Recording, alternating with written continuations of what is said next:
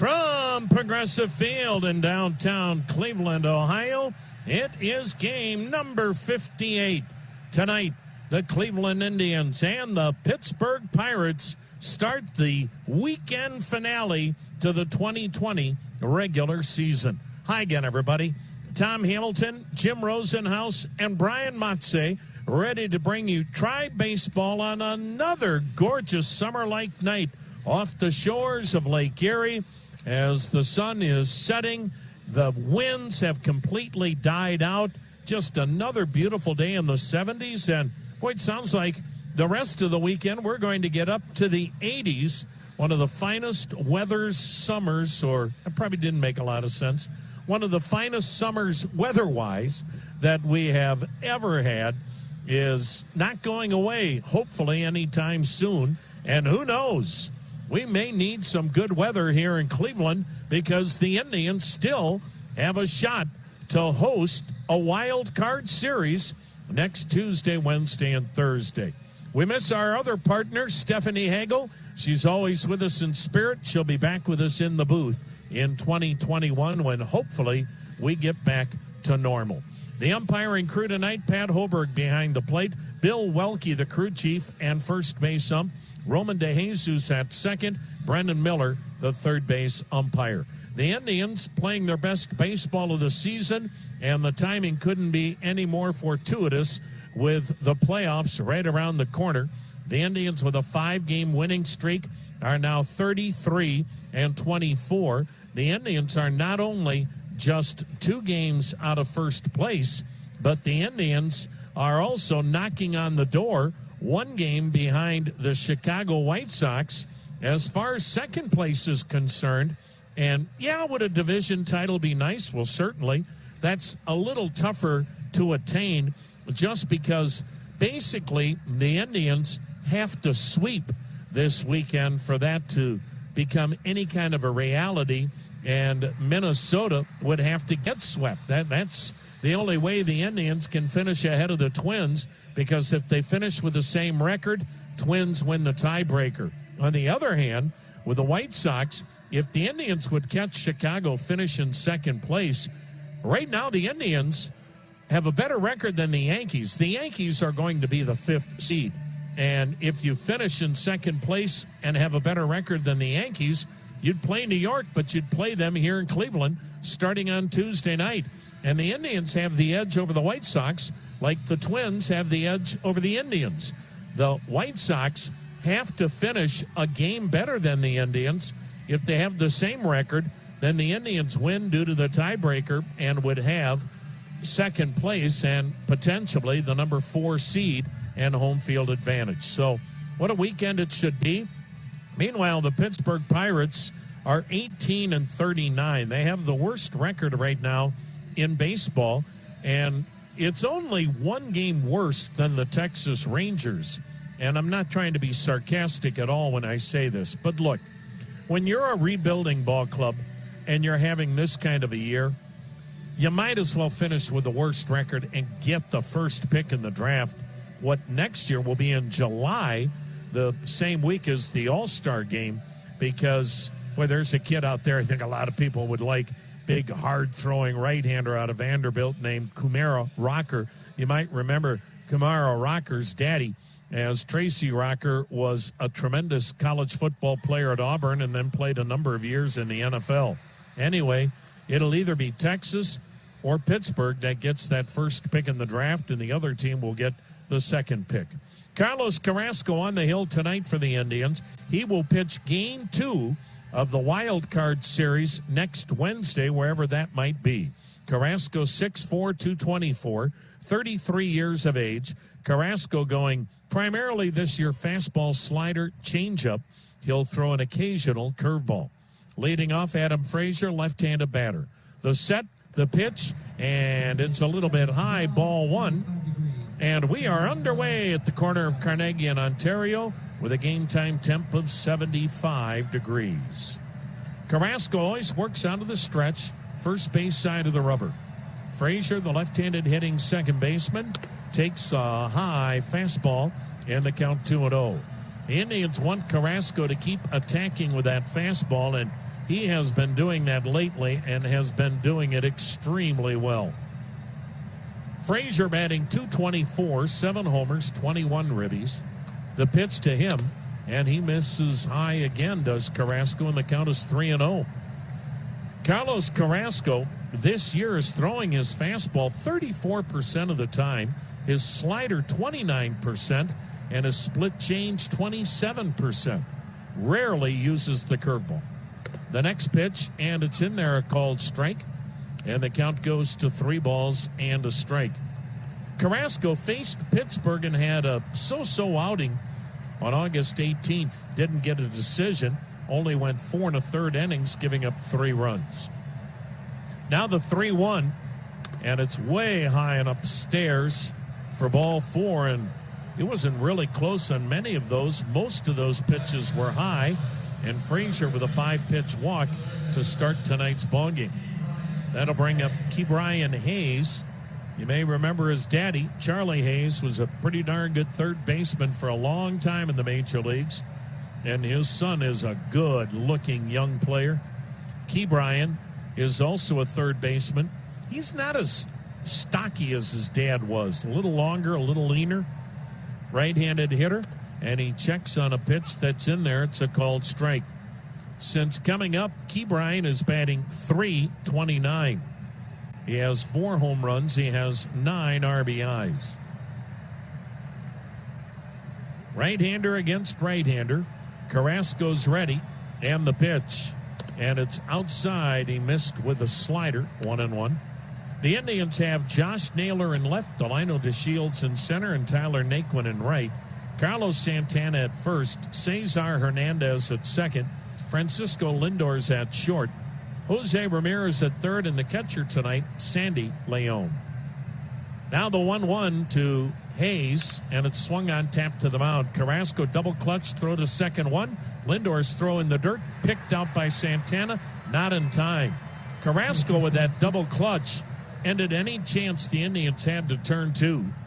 So they get the lead runner, Adam Frazier, at second base, and Hayes shows that he runs pretty well. He's on at first with a fielder's choice. Ke'Bryan Hayes is considered, or at least was considered, the Pirates' second best prospect when the year began. The only guy that was ranked higher is the guy pitching tonight, Mitch Keller. Here is Colin Moran, the left-handed hitting first baseman. Indians overload the right side of the infield. Moran takes down and in, ball 1.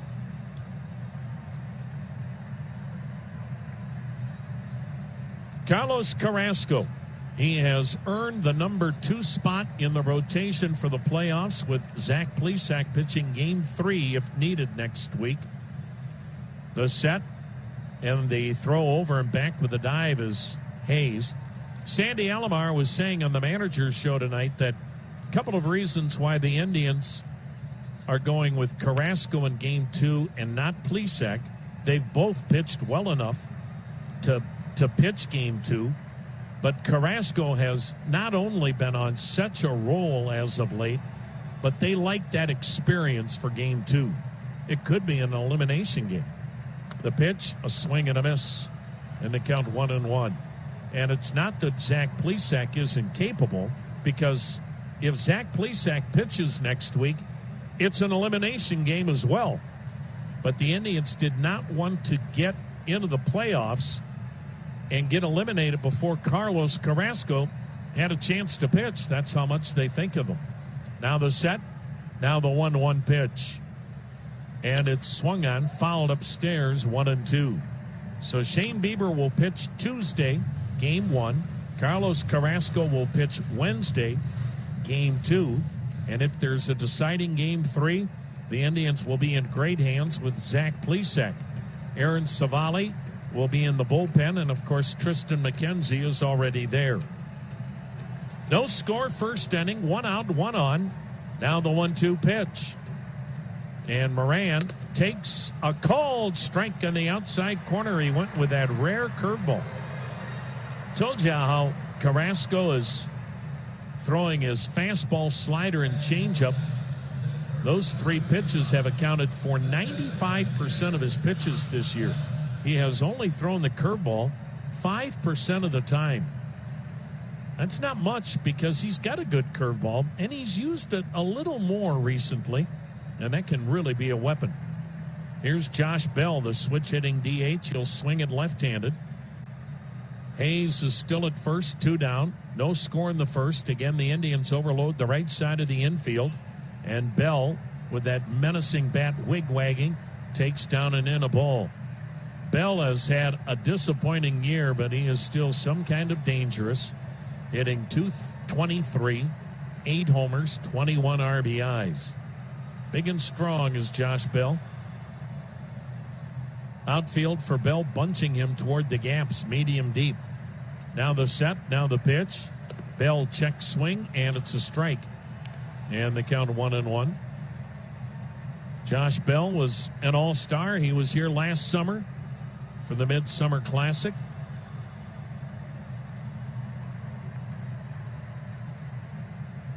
Dallas native. We've talked about him before. The next pitch to him, and he lifts one high in the air to the left side, but out of play, foul. And the count goes to 1-2. He went to the same high school in Dallas as pretty good golfer then. Now, he hasn't been winning as much lately, but Jordan Spieth is still a force to be reckoned with on the PGA Tour, but they went to the same prep school. They were same year in high school. Now the 1-2 pitch. A swing and a foul at the plate. And the count remains a ball and 2 strikes.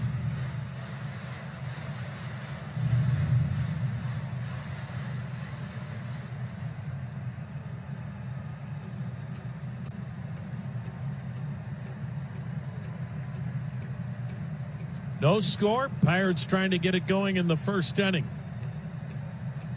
Now the set. The throw over to first and back with the dive is Ke'Bryan Hayes.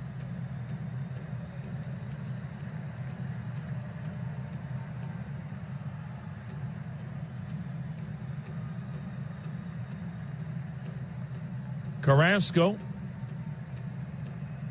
brings the hands up, and the pitch swung on and missed. What a changeup down and away, and he strikes out Josh Bell. And Carlos Carrasco, Pirates prospect, hard-throwing right-hander Mitch Keller, 24 years of age, 6'2", 205. An Iowa kid facing the Indians as Frankie Lindor batting left-handed. The set, the pitch, and it's inside a ball. Keller is not using a windup here. He works out of the stretch from the middle of the pitching rubber. He is making his 5th Major League start tonight in 2020. The pitch in the dirt, a ball, 2-0. He got up to the Pirates last year, made 11 appearances, had a record of 1-5, had a 7.13 ERA. But what jumped out at you, 65 strikeouts in 48 innings. So he's got really good stuff. It's just going to take a while to mature. Now the 2-0 to Lindor, and it's upstairs, ball 3. He's a guy that really relies on that mid-90s fastball. He throws it 57% of the time. In this day and age, you hardly see anybody that's a starter throwing their fastball that much. Now the 3-0. Lindor takes ball 4, sailed high. And that's been the problem for Mitch Keller last year and this year, and that is command, or in this case, lack of it. So he throws his fastball 57% of the time. Then he throws his slider and curveball about the same amount.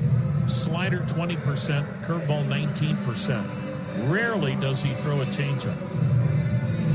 Now, the reason he's only making his 5th start this year, he had an oblique injury that sidelined him for 6 weeks this summer. Now, Cesar Hernandez batting left-handed, the pitch to him, and it's up high, and that's 5 in a row missed by Mitch Keller. Keller is 1-1 this year with a 3.24 ERA, but in his 4 starts, he's only pitched 16 innings, 4 innings a start. Now the set, now the 1-0. And it's a little bit high, curveball. 2-0. In his 4 starts, Mitch Keller has averaged 7 strikeouts, 5 walks per 9 innings. And now after missing on 6 straight pitches, we'll have a visit on the mound with Oscar Marin, the pitching coach. I don't know that Keller necessarily missed on his last pitch, but when you've missed badly on the first 5, you don't get the benefit of the doubt, I guess, from Pat Hoberg, the home plate ump. Conference is over, and Marin running back to that first base dugout. The Pirates have a lot of names that you're probably not familiar with unless you're a Pirate fan. The youngster Jared Oliva is in left. In center field, Brian Reynolds. The right fielder, Gregor Polanco. We'll give you the infield right after this 2-0 pitch to Cesar Hernandez. Here it comes, and it's ball. Oh, delayed call strike. Evidently caught the inside corner at the knees. Borderline there, 2-1. On the infield, Colin Moran at first, Adam Frazier at second, Eric Gonzalez at short, Key Brian Hayes, the third baseman, and Jacob Stallings, good catcher behind the plate. Next pitch is low, ball 3-1. Cesar Hernandez has been swinging it well for the Indians, and he's in a good hitter's count. No score in the first, a runner at first with nobody out. Keller's ready. And the pitch, and it's high. Back-to-back walks. So the Indians have only seen 1 strike. 2 batters in. And now Jose Ramirez to the plate. If you could diagram a game plan and you're the Pirates, this would be your worst-case scenario. Walk the first 2 guys to get to Jose Ramirez, who has been sizzling. In the month of September, Jose Ramirez is batting .375 this month, 10 homers, and 24 RBIs. Man. Infield, 3 on the right side. The pitch, Ramirez jumps back from a fastball that almost hit him. Pirates put 3 on the right side of the infield. The outfield spread out medium deep. Indians, Pirates scoreless, but the Indians have a great opportunity with nobody out, 2 men on, first inning, and maybe American League most valuable player, Jose Ramirez, at the plate. The pitch to him, and it sails high, ball 2-0, and this kid is just missing up with everything. And this is coming off the heels of a great outing. His last time out 6 days ago, he went 6 shutout innings against St. Louis, and he no-hit them for 6 innings. Now the 2-0. And he went curveball, inside corner, a strike. Ramirez goes, don't know about that. Jose now batting .292, third in the league in homers with 17, third in the league in RBIs with 46. Now the 2-1 delivery. Another big overhand curve, way high, 3-1. Well, this young man could be out of this game in a hurry if he can't start throwing strikes. Pirates obviously are playing for nothing, so they're going to give him a chance, but at some point, you just can't let him go out there and get brutalized. 3-1 pitch, fouled upstairs, full count. He was going to go to the University of North Carolina, but he was a second-round pick by the Pirates, and they signed him as he came out of the draft in 2014, an Iowa kid out of Cedar Rapids.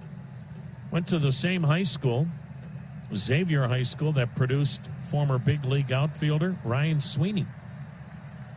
Now the payoff pitch.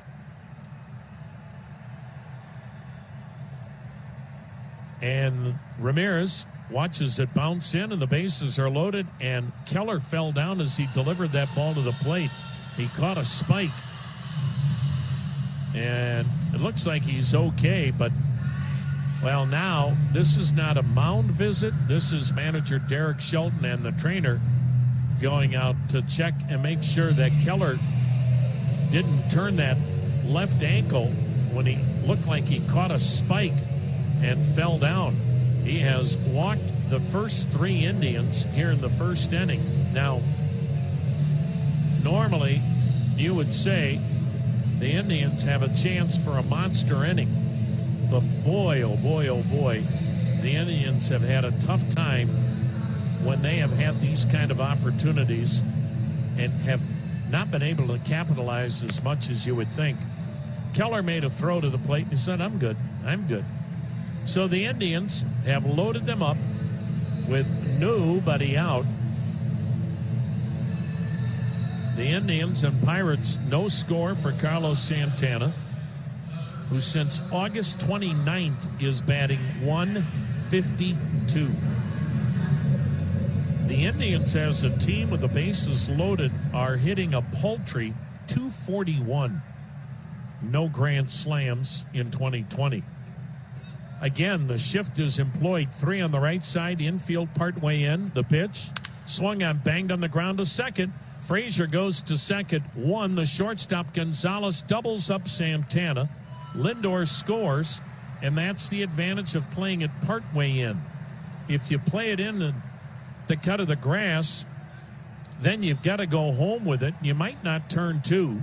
The Pirates there elect to play it partway in and say, you know what, we'll exchange a run for a double play. And Santana and the Indians just cannot take advantage of these gift opportunities. No RBI. You never get an RBI when you hit into a double play. And so Cesar Hernandez is now at third with 2 down, and Reyes taps it to the mound. Keller runs to first, flips to first, and the number 5 hitter, Gregory Polanco, left-handed hitting right fielder. On the road this year, Gregory Polanco has 4 hits in 61 at-bats. The pitch, swing and a tapper in back of the plate, foul, 1-1. The Pirates on the road this year, 5-20. They are batting .196 as a team on the road, and they don't even average 3 runs a game on the road. Now the 1-1. Swing and a miss. Changeup in the dirt, 1-2. Pirates' ERA is a run higher on the road than it is at home, so pretty easy to see why. If you're giving up 5.5 runs a game on the road and you're not scoring 3, you very seldom are a winner on the road. The pitch, and a lazy fly to center off the bat of Polanco. Delino DeShields camped under it. That is out number 1. Going to bring up Brian Reynolds, the switch-hitting center fielder, and he has had a major downslide here in 2020. And another guy on the road. It's almost inexplicable. It's not like Pittsburgh's a great hitter's park. You would get it with those kind of home road splits if you're talking Cincinnati or Denver or Philadelphia or some other outstanding hitter parks, Milwaukee. Here's the set and pitch to Reynolds, and Reynolds takes it high a ball. But Pittsburgh's a very fair park. But Reynolds is a guy that's batting .101 on the road. 101. 1-0 Tribes, second inning. The pitch and a check swing. Strike call to even the count. Whether you're shipping from Cleveland or through Cleveland, choose Global Transport, Northeast Ohio's preferred provider for transportation and logistics management. Infield pull to the right, no shift. Outfield almost straight away. The next pitch, another good changeup. Swung on and missed, and suddenly, here in inning number 2, Carrasco has found his changeup. 1-2 the count. Carlos Carrasco, 3 wins, 4 losses. His ERA of .290, 7th best in the American League. This is his 12th start. The pitch, swing and a foul at the plate. Another changeup. Still a 1-2 count. Carrasco's going 6 innings a start. He averages 11 strikeouts and 3 walks per 9 innings.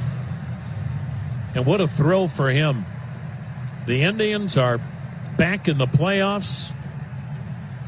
He's healthy, and he'll start game 2 next Wednesday. Now the set and the pitch to Reynolds. Way outside a ball. 2 balls, 2 strikes. Aaron Savali, who has been told he'll go to the bullpen for the first round because you only need 3 starters. He'll start tomorrow against Joe Musgrove, and he'll be limited pitch count-wise because they don't want to push him too far. They need to make sure he's ready maybe as soon as game 1 next Tuesday. The pitch, and a little low, full count. Savali, they're not going to use him out of the bullpen as a long man. They're going to use him when they feel like they need to use him.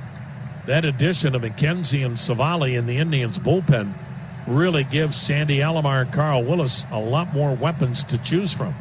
Now the payoff, swing and a foul off to the right. Another good split change, and the count stays full. Sunday, Sandy was saying could be Logan Allen, could be Adam Pletko starting. A lot, too, will depend on the scenario come Sunday. How important is that game? Do the Indians need to win it to maybe have home field advantage and get a first-round playoff series here in Cleveland? Now the payoff pitch. Swing and a foul back. We'll do it again, 3-2. Come into your local Toyota dealer right now. Test drive the rugged new Toyota Tacoma. The tough, dependable, mid-size truck with the best resale value. For all Toyota offers, go to buyatoyota.com. Sandy was saying we would love home field advantage for round 1 of the playoffs, but we're not going to do anything stupid just to try to get that. The pitch, and it's fouled out of play down the left side. Still 3-2 the count. Sandy said, look, we go out to win every game, but to a point. Right now, you're trying to win, but he goes, you just can't get all caught up in home field advantage or the matchups. You're trying to win, but only to a point where it does nothing to jeopardize your ball club for next week. 1-0 Indians, second inning, 1 out, nobody on. The pitch, a swing and another foul out of play to the left. I mean, do you want to play the Yankees here in the first round? Right now, the Indians are of the mindset they would love home field advantage. They would love that. As far as the matchup, they're not really concerned who they're playing. And look, traveling out to Oakland might present some more challenges than playing the Yankees at home, but you're right. I think they match up very well with just about everybody who's a potential opponent. Now the payoff pitch, a swing and another ground ball headed to the second base side of the infield. Hernandez, the second baseman, throws out Reynolds, 2 down. That'll bring up Eric Gonzalez. I'm guessing the White Sox want no part of the Indians next week on the south side. Right now, if the playoffs were to begin, the Indians would be going to Minnesota. But again, boy, can a lot of things change between now and next Tuesday. I think they've already changed a couple of times this week, seemingly with each passing day. Well, you think it's crazy here. National League, Milwaukee, they basically have to win out. 5-game series in St. Louis, doubleheader today. The pitch, a swing and a miss by Gonzalez. Brewers beat the Cardinals in game 1, 3-0. Milwaukee, 2 games under 500. They have to win the doubleheader today, Saturday and Sunday, to really have any kind of a shot at the playoffs. And who knows how that will ever be solved. The pitch, swing and a miss, pulled the string a little bit. 0-2. Cardinals could have another doubleheader coming up Monday in Detroit. A makeup doubleheader because the Cardinals will only play 58 games after we are done Sunday. And it's just hard to envision them not having to play that doubleheader Monday in Detroit. The pitch, swing and a miss. Carrasco struck with a slider there, and boy, he knew he had Gonzalez run. Tyler Naquin, the Indians' number 6 hitter and right fielder, takes a look at a fastball outside for ball 1. Keller walked the 3 top hitters in the Indians lineup to start the first. Then Santana hit into a double play, and Reyes tapped one to the mound. The pitch and a curveball down and in. 2-0. Naquin in a 1-for-23 slide, batting .228, 4 homers, 20 RBIs. Pirates don't shift on Naquin on the infield. Most teams do. Now the set and the 2-0. Fouled back 2-1. When Keller was drafted, it was by the old Pirate regime back in 2014, and it just seemed like at that time the Pirates' pitching philosophy was pound the bottom of the zone, sinkers, sliders. Now the 2-1. Swing and a miss. Chase the high fastball. 2-2. Garrett Cole. They wanted him throwing sinkers, sliders. Tyler Glasnow. Well, suddenly those guys get traded, and those guys go to Houston, they go to Tampa, and they're being told, what are you doing? The 2-2 pitch. Swing and a miss. Chased a curveball in the dirt. Naquin is strikeout victim number 1. And Garrett Cole goes to Houston, and they're like, You're throwing mid to upper 90s. You throw fastballs up around the letters, 4-seam fastballs, upper regions of the strike zone, then change the hitter's eye level with breaking balls and changeups down low. Tampa told Tyler Glasnow the same thing. Those two guys took off. Pirates now have a new regime, and the new regime believes in the same philosophy. Now the set, now the pitch. Josh Naylor fouling it upstairs, strike 1.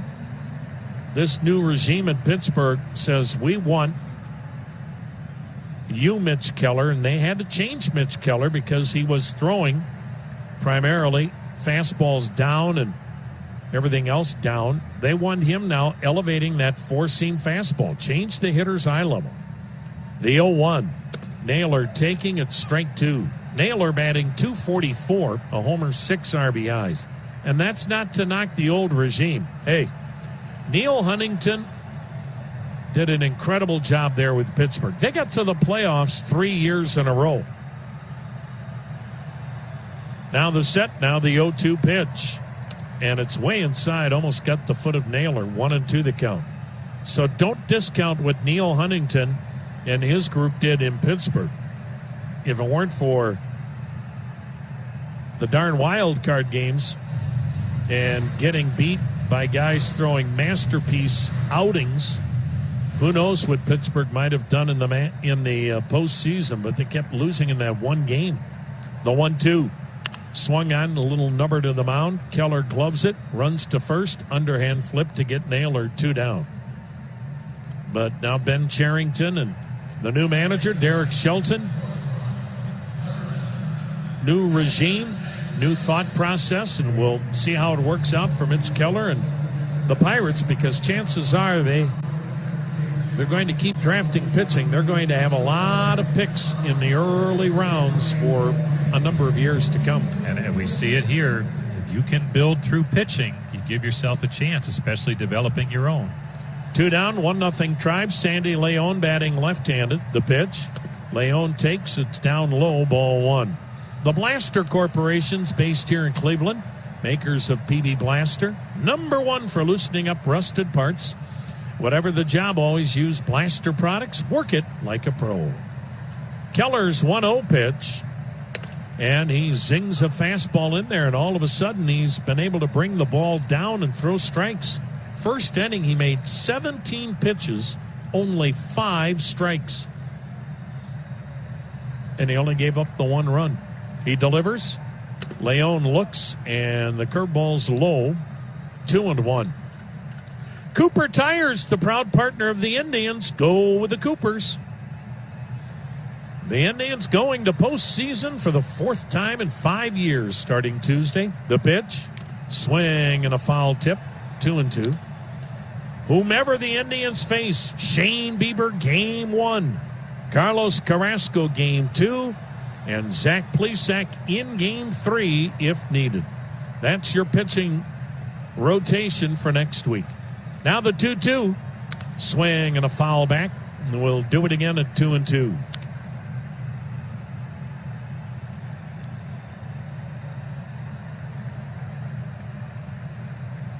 Don't forget now, Sunday's game's a 3:10 start. Everybody across America starts at 3:10 Eastern time on Sunday.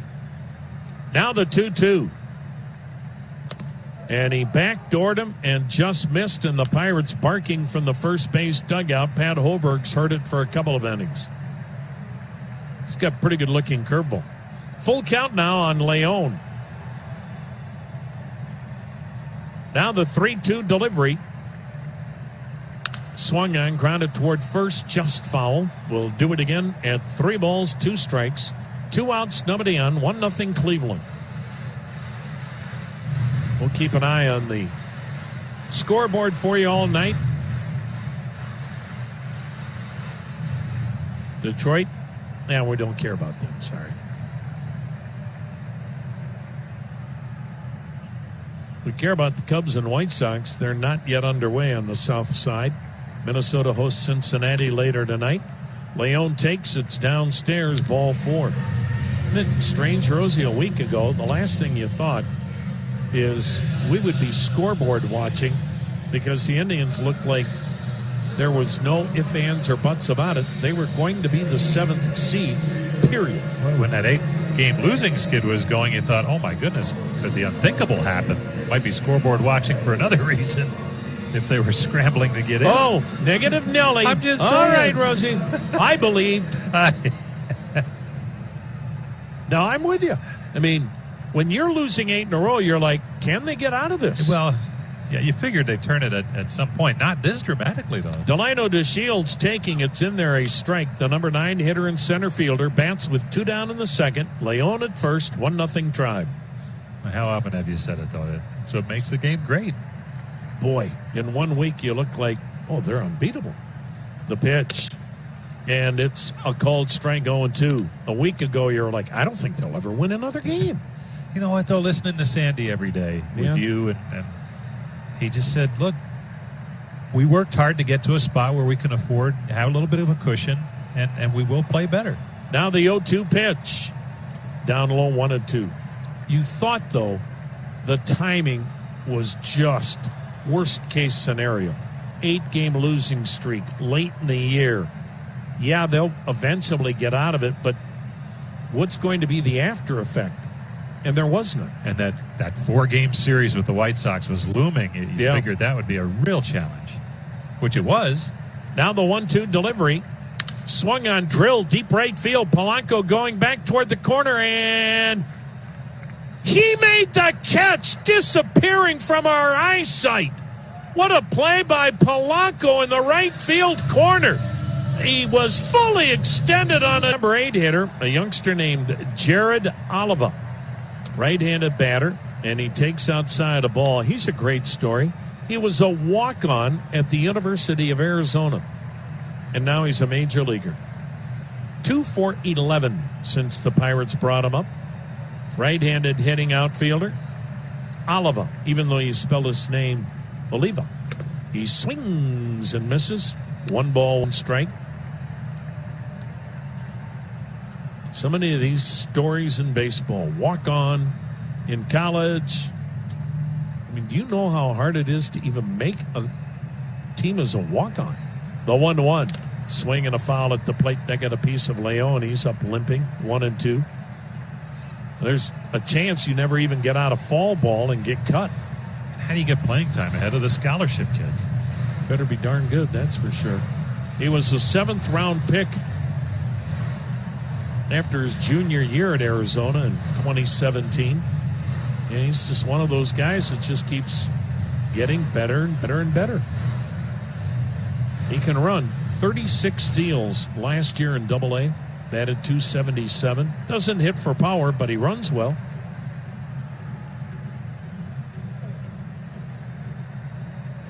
Now the 1-2 pitch, and Oliva takes outside 2-2.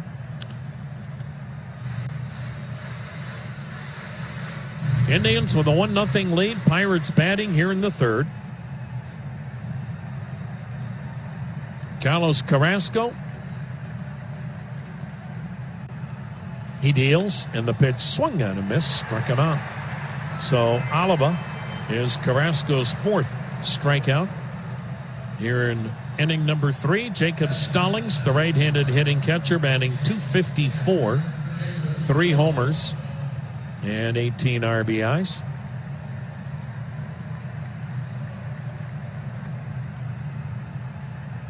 Carlos Carrasco, a year ago, in a life-threatening battle with leukemia, and now he'll start Game 2 on Wednesday in the playoffs. He throws a breaking ball that's a little bit high for ball 1.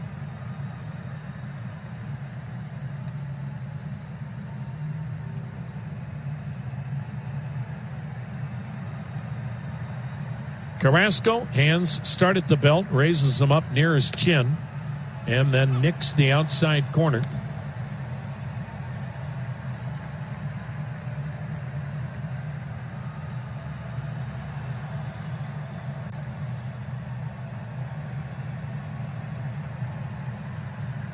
Stallings is really scuffled here down the stretch.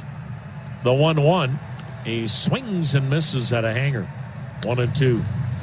156 batting average for Stallings over the last 16 games. Legacy Roofing is Ohio's premier roofing service provider. Whether you need a roof repair, full roof replacement, call 855-GOT-ROOF. Get a free estimate or go to legacyroofingoh.com. That pitch down low, 2-2. Well, the Pirates have the right guy in the dugout. Great pick, signing Derek Shelton, who the Twins missed badly as their bench coach. Boy, he was a glue guy last year for the Twins, but he's earned the right to be a major league manager, and it's going to take a while in Pittsburgh, but he's got the patience and the demeanor. The pitch, swing and a miss, struck him out with a good slider. Carrasco has struck out 3 straight Pirates, 5 in the game. 2 down in the third. Indians up 1-0. Adam Frazier walked his first time up. And, of course, he's got the lovely Allie as his wife. So some guys do get it all. Major league manager, great wife. She's one of our all-time favorite people. She used to work at our flagship station. The pitch, swing, and a foul by Frazier. And she was very talented broadcaster and now a terrific mom and wife, and happy for them in Pittsburgh. Now the set, now the 0-1. And it's swung on, sliced foul to the left, and the count 0-2. Of course, Derek, former hitting coach here with the Indians. And there'll be some growing pains there, but you feel like he's got enough experience with some different clubs where he can bring this group along, and he'll do what they need to do from a development standpoint to get them in a better spot. It's going to take a while and some patience. And they need some talent. Yeah. But that's part of it. The 0-2 is swung on and missed. So Carrasco has struck out 6, including the last 4 Pirates. My goodness. He is tuning up in a fine way for his. Well, top of the order. Let's see what the Indians do. Second time through. Tribe leads 1-0, bottom of the third. Frankie Lindor batting left-handed. The righty Mitch Keller's pitch is a curveball low. Lindor, Hernandez, Ramirez all walked to start the Indians first, and the Indians mustered 1 run on a double play ball. Keller from the set. He delivers, and Lindor takes. It's an outside corner strike. 1-1. Keller has still not made as many pitches in the zone as outside the zone. 19 strikes, 21 balls. Now the pitch to Lindor, and it sails high, 2-1. Kimberly, or is it Kimberry, or did somebody just misspell her first name? So I guess we'll go with Kimberry. Gerbassi of Richfield, tonight's contestant in the Liberty Ford Grand Slam giveaway inning. Now the 2-1.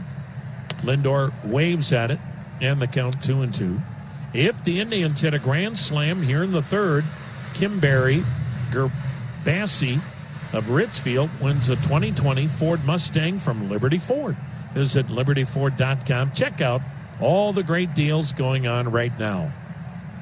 Now the 2-2. Lindor fouling it at the plate. Let's pause 10 seconds for station ID on the Cleveland Clinic Indians Radio Network. It'll be Amy Coney Barrett for the U.S. Supreme Court. Details after the game on News Radio WTAM 1100 Cleveland. Tom Hamilton, Jim Rosenhaus, Brian Motze with you on a gorgeous Friday night off the shores of Lake Erie. 75 degrees, no breeze. The Indians won, the Pirates nothing. Third inning, Frankie Lindor leading it off, trying to get a little feeling back in his foot after the foul ball. 2-2 the count.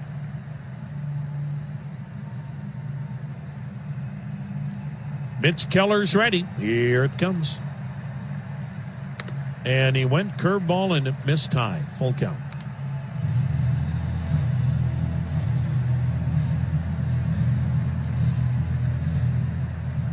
Indians swept the Pirates when they played earlier this season.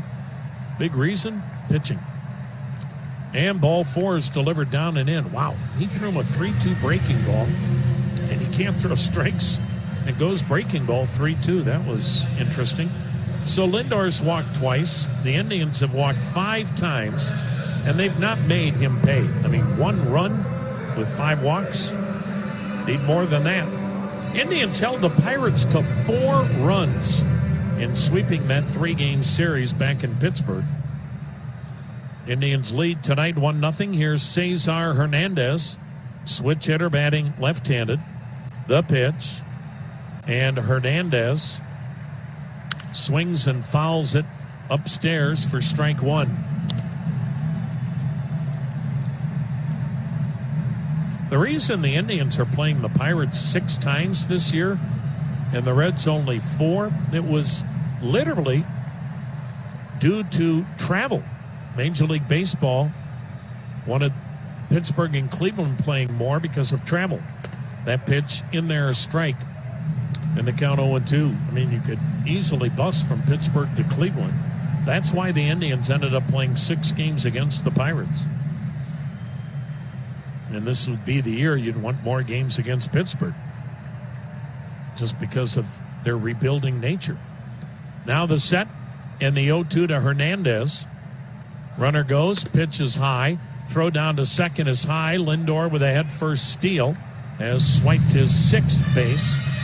Pirates want to make sure that Lindor didn't come off the bag with a head-first slide. Strong throw by Stallings, but it was high. And Pittsburgh says, nah, let her go. So Lindor is in scoring position. The count 1-2 strikes. Nobody out, 3rd inning. Indians lead 1-0. The set and the next delivery, and it's fouled again. And the count remains a ball and 2 strikes. Since Cesar Hernandez moved into the 2-hole, he's batting .391.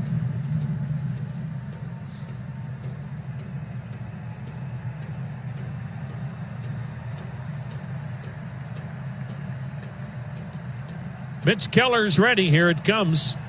A swing and a miss. Got him with a slider. So Hernandez can't get Lindor over to 3rd. That is out number 1 on strikeout number 2. And here's Jose Ramirez, walked his first time up.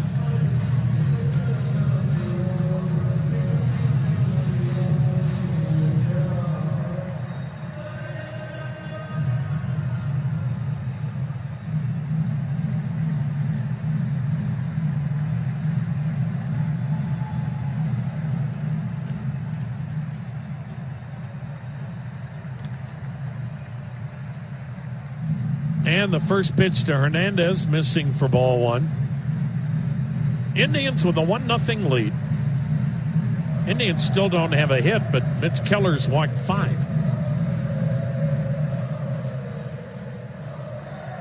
Pirates overload the right side of the infield with 3. Outfield deep and around toward right. The next offering, and it's in the dirt. Nice block by Stallings, 2-0. Well, the way Ramirez is swinging it, I don't know why anybody would pitch to him. And again, not to be cruel, but the guy hitting behind him, both Santana and Reyes are not hitting a lick, so why let Ramirez beat you? Could you imagine it if Santana was having the year he was a year ago? Oh, my goodness. That would set things up even better for Jose Ramirez. Well, I guarantee you next week in the playoffs, no one's pitching to Ramirez if they don't have to. Why would you? He's the one guy right now that is simply carrying this entire ball club. Now the 2-0 pitch, and before it's made, Keller decides to step off. You get beat in the playoffs because you pitched to Ramirez, that's grounds for firing. 1-0 Indians, runner at second. 1 out, third inning. The pitch, down and in, another curveball, and the count 3 balls, no strikes. When this is another one of those games, and you wonder what baseball might do about it. If you had fans here right now, they'd be hammered because the only thing they'd have to do is drink beer. There has been no hits in this game, and we've played an hour, and we're not even through 3 innings. The 3-0 swing and a little bloop foul third base side out of play, and the count 3-1. Baseball is really going to have to, and at some point, if the players' union says no, just institute some rules for the betterment of the game. You're going to have to keep hitters in the batter's box with at least 1 foot, and you're going to have to legislate some kind of a pitch count so that there's a pace and a flow to games. Now the 3-1 pitch from Keller to Ramirez. Swing and a foul, full count. It's fine. There are some 4-hour games that aren't long enough. There are some 2.5-hour games that were too long. There's only been 7 balls put in play so far tonight. And we went through this with our kids in Little League, but you expected it there. A better swing. A pitcher. Throw a strike. Now the payoff pitch. Swung on a rocket to right, but foul. We'll do it again at 3-2.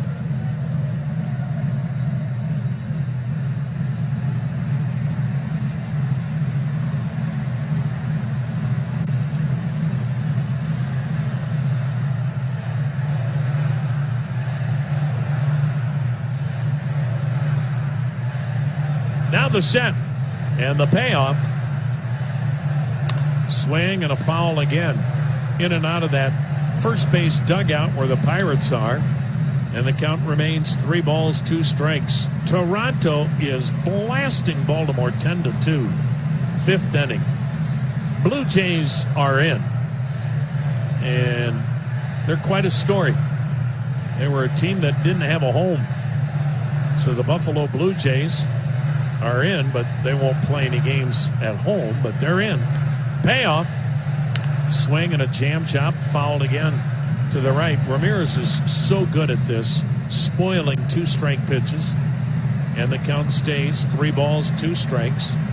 1 out, runner at second. Indians with a 1-0 lead.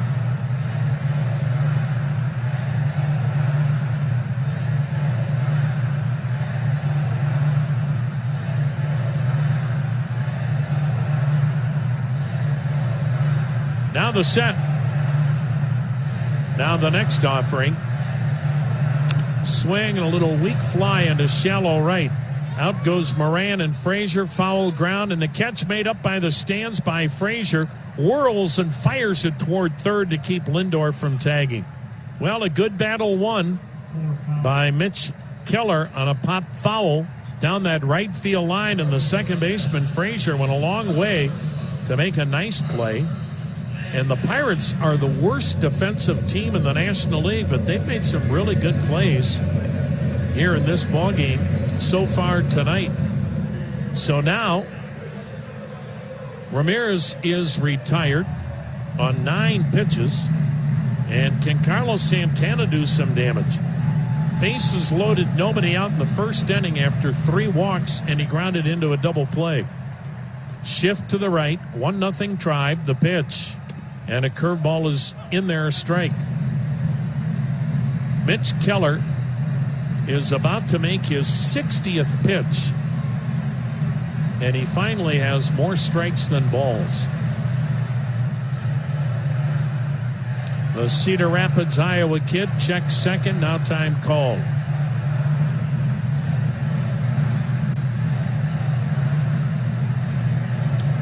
Hard to believe the last Friday night in September, and you feel like it's July.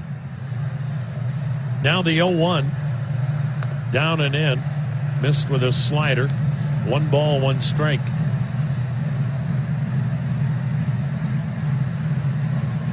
Well, the baseball body clock says it should be June, about 60 games in. We got to talk to Betsy Kling, the outstanding meteorologist for Channel 3, about this summer weather. The 1-1 pitch, down and in, ball 2, 2-1. Betsy could give us an idea as now the catcher, Jacob Stallings, goes to the mound. We sit here and say we can't remember a finer summer ever in Cleveland. I'm sure that's a bit of an exaggeration, but I know she would know historically how this ranks, or how abnormally nice was this. It's certainly been dry, and we did have that hot stretch all those days above 90 degrees there for a while, but lately, my goodness, comfortable temperatures, low humidity. 2 balls and a strike on Santana. Tribe up 1-0 in the third. Runner at second. Now the pitch.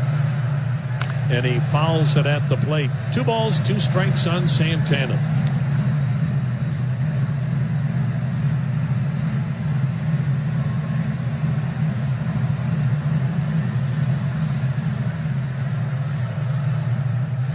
There's so much noise now in the ballpark, you can't hear the motorcyclists drag racing on 9th Street. I miss that.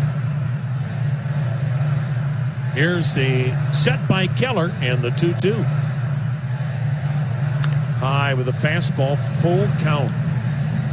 Boy, it's just another example of how hard it is to have good young starting pitching, which also makes you appreciate even more how Indians kids come up and it looks like they've been here forever. His last outing, he no-hit the Cardinals for 6 innings. And tonight, poor Mitch Keller's just having a dickens of a time throwing strikes. He's at 64 pitches. He hasn't given up a hit again, but he's walked 5, and he's not going to be around much longer. The payoff to Santana. Inside, he walked his 6th batter of the night. And that'll bring up Franmil Reyes, who hit a weak tamper back to the mound. His only time up. Coming into this game, Mitch Keller had not walked more than 4 in his previous 4 starts. He's walked 6 here in the first 3 innings, and yet he still hasn't given up a hit. And Franmil Reyes, the batter, tapped to the mound his first time up. Indians lead 1-0. They've been no-hitted, but they have had 6 walks.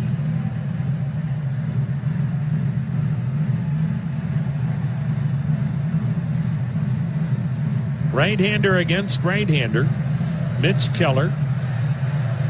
He comes set at the belt, checks second, and delivers. Up and in with a fastball for ball 1. Yeah, they've been very careful with him since returning from the disabled list. This is 3rd start. Boy, if he keeps laboring this inning, you wonder if he comes back out for the 4th, just because he's thrown so many pitches this inning. He delivers. Ball 2 up high.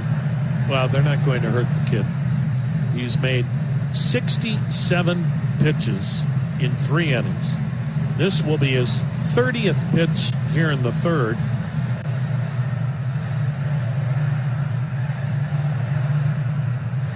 2 out, 2 on. 1-0 Cleveland, third inning. Keller's ready. Here it comes. Reyes sends one upstairs foul. He got a hanging slider and missed it. 2 balls and a strike.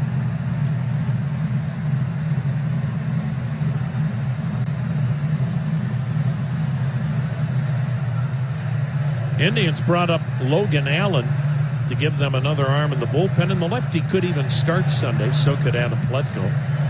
And Yu Chang sent back to the alternate camp, although the alternate camp is now in this ballpark. The 2-1 pitch, down low, ball 3, 3-1. Boy, Reyes hasn't had a home run since September 1st. Can he just stay with that up the middle approach and not try to hit one out? We shall see.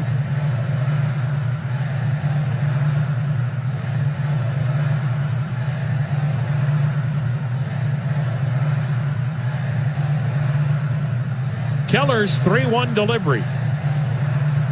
Swing and a miss. Chased ball 4, a slider outside. Full count.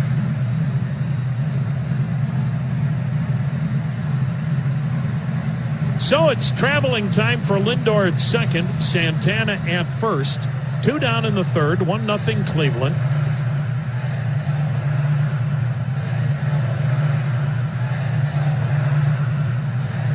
Mitch Keller's ready.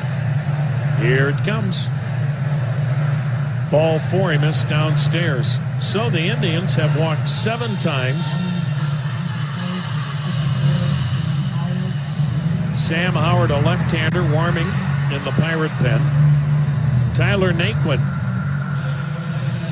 Hey, believe it or not, we could give away a Ford Mustang, as we'll have another mound visit. Pirates will be out of mound visits by the 4th inning. Oscar Marin is back out there. Between mound visits to catcher visits, I think they've already had 3 visits to the mound, if I'm not mistaken. That is correct. And that gives them, what, 2 left? You only get 5, right? Yeah, they have a 3 on the scoreboard right now, but I think once he gets back to the dugout, they'll register just 2 remaining. No, I wouldn't count on that. The Indians have loaded the bases up for the 2nd time tonight on 3 walks. And Tyler Naquin struck out his first time up. And Kimberly Gerbassi of Richfield, you're going to get a brand new 2020 Ford Mustang from Liberty Ford if Tyler Naquin puts one in the seats. Lindor's at third, Santana at second, and Reyes is at first. So the Indians have bases loaded, 2 down, 1-0 Cleveland. The Indians still without a hit, but they've walked 7 times. Now the pitch. Swung on a rocket to first, caught by Moran, and Mitch Keller rubs that four-leaf clover one more time. It's the hardest hit ball of the night. A rocket right at.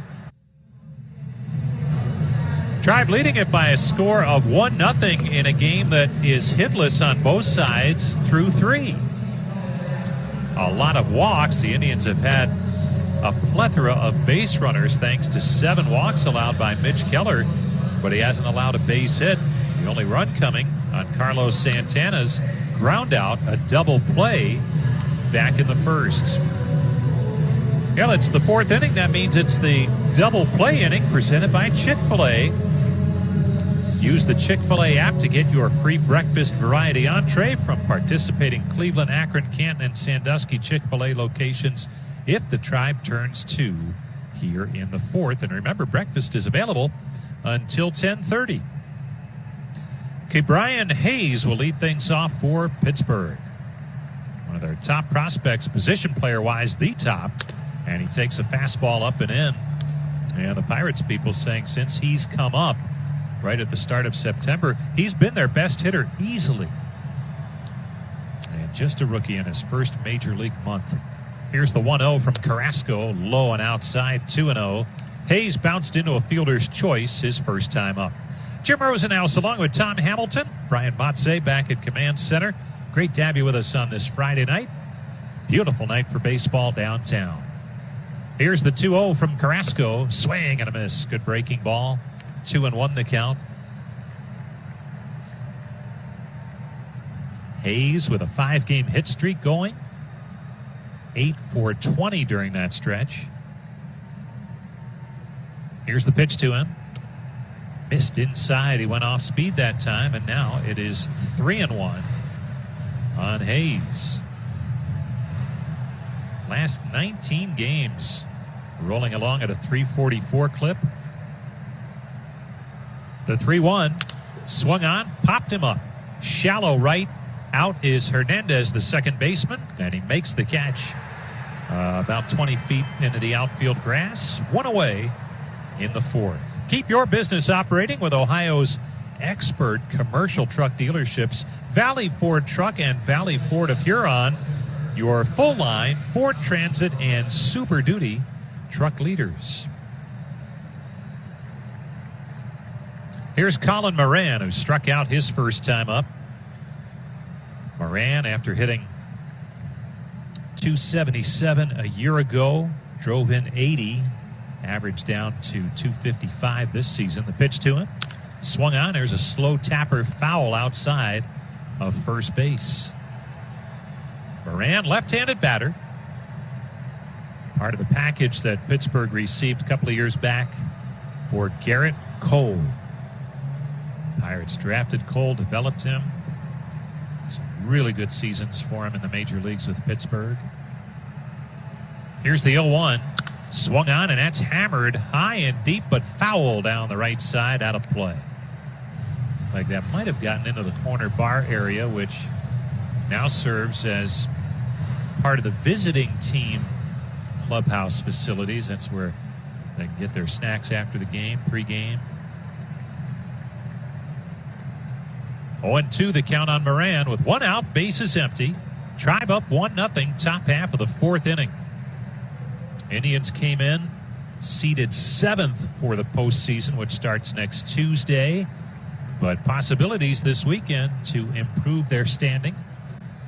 Here's the 0-2. Low and inside, and the count's 1-2. If the season ended tonight with no change in standings, the Tribe would play the Twins in Minneapolis starting Tuesday night in that best 2 out of 3 wild card. But it'll change. It has all week, and it most likely will again. Here comes Carrasco's 1-2 pitch to Colin Moran. Swung on, ripped foul again outside of first base. And we will do it again on 1-2 to Moran, who's in there at first base tonight. He's also been used at third and as a designated hitter. Yeah, Pirates came in with the worst record in the major leagues. So it has been a trying season to be sure. Here's the 1-2 pitch. Swing and a miss, strike 3. Carrasco chalks up his 7th strikeout. 2 up, 2 down in the fourth. We'll make that our strikeout of the game, brought to you by Ohio Cat. Whether you're looking to buy, lease, or rent equipment, Ohio Cat and the Cat Rental Store have the right solution. Here's Josh Bell. He struck out his first time up. Bell, the DH tonight, and that hasn't been a good option for him this season. He normally plays first base. Here's the pitch to him. Swung on, ground ball, right side, on through the shift into right field, a base hit. As he smoked it on the ground past Lindor, the diving shortstop, who was on that first base side of second. And Bell's aboard with a 2-out single. The first hit in tonight's game, and it comes with 2 outs in the top half of the fourth inning. And getting back to Bell, normally a first baseman, but he has started 20 games as the designated hitter. And he came in batting just .119 as a DH. And that's a welcome sight, a base hit for him as the DH tonight. Now Gregory Polanco, who flied to center his first time up. Polanco, big left-handed hitter, the pitch to him. Swung on, and he launches one high and deep to right. Gone. That got out in a hurry to right field. Polanco gives the Pirates a 2-1 lead with a line drive home run to right. Number 7 on the season for Gregory Polanco. Got a pitch he could handle out over the plate. He just missed one back in the second inning and popped out to center. But he didn't miss that one. Roping it on out of here to right field. So the Pirates have turned it around, and they have the lead now at 2-1. And Brian Reynolds will step in. Pittsburgh's won 3 in a row after going through a miserable stretch. Here's the pitch, and it's swung on. A broken bat roller to the second baseman Hernandez. Backhand pickup, throw on to first in time for the out. Side Indians now trailing 2-1 as we head to the bottom of the fourth. Mitch Keller back out for another inning. Pitching no-hit baseball, but really laboring with his command. His pitch to Naylor is swung on and fouled off for strike 1. Keller has walked 7 in 3 innings. And he just made his 73rd pitch getting started here in the fourth. He's allowed the 1 run and is not allowed a hit. The right-hander delivers, and his fastball is high and outside. 1-1 the count on Naylor, who tapped back to the mound his first time up. Josh Naylor starting to really swing the bat much better than when he first arrived with the Indians. Last 7 games hitting at a .350 clip. The 1-1, fastball high and away. He laid off. 2-1 the count. 2 runs, 2 hits for Pittsburgh. 1 run, no hits for the Tribe, and both teams playing airless baseball. Infield playing Naylor to pull just slightly. Outfield just slightly to the opposite field on him. The 2-1, up high, ball 3. Sam Howard was up last inning in that Pirate bullpen. And we'll see how long it takes if Keller continues to struggle with his command. How long it takes to get activity going again. Now time is called as Keller took too much. Keller last time out had a no-hitter through 6, and he needed 84 pitches to get to that point. Derek Shelton said, that's enough. Trying to be really careful with this young right-hander as there's a swing and a ground ball to the first baseman. Booted by Moran. Picked up by Reynolds, who throws on to first in time with the pitcher covering. Naylor's retired at first base. Heads-up play by the pitcher Keller. And also the second baseman, more so Frazier, I should say, on the second base side there, and he made the pickup and threw on to Keller. So that would be a 3-4-1 on the putout. Sandy Leon, the batter for the Tribe. Naylor did not run hard out of the box as it took him a little while to get going, and that cost him. Here's the pitch to Leon. Fastball up high. He hit it hard. And normally a routine play for the first baseman, but not that time. Switch hitter is Leon in from the left side. Here's Keller's pitch. Swung on, and a foul tip into the glove. First baseman would have received an error if Naylor reached base.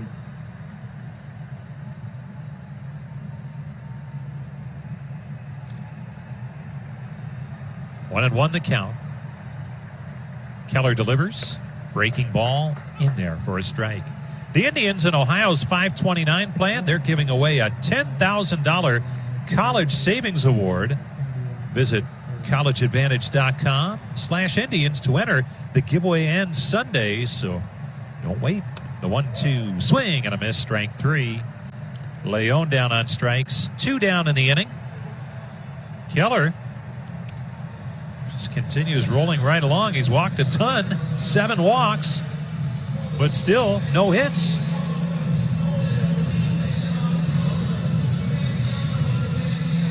For a limited time, McDonald's is selling large drink koozies for just $5. The proceeds benefit Ronald McDonald House Charities of Northeast Ohio. So stop in at your local McDonald's soon. Take advantage of that.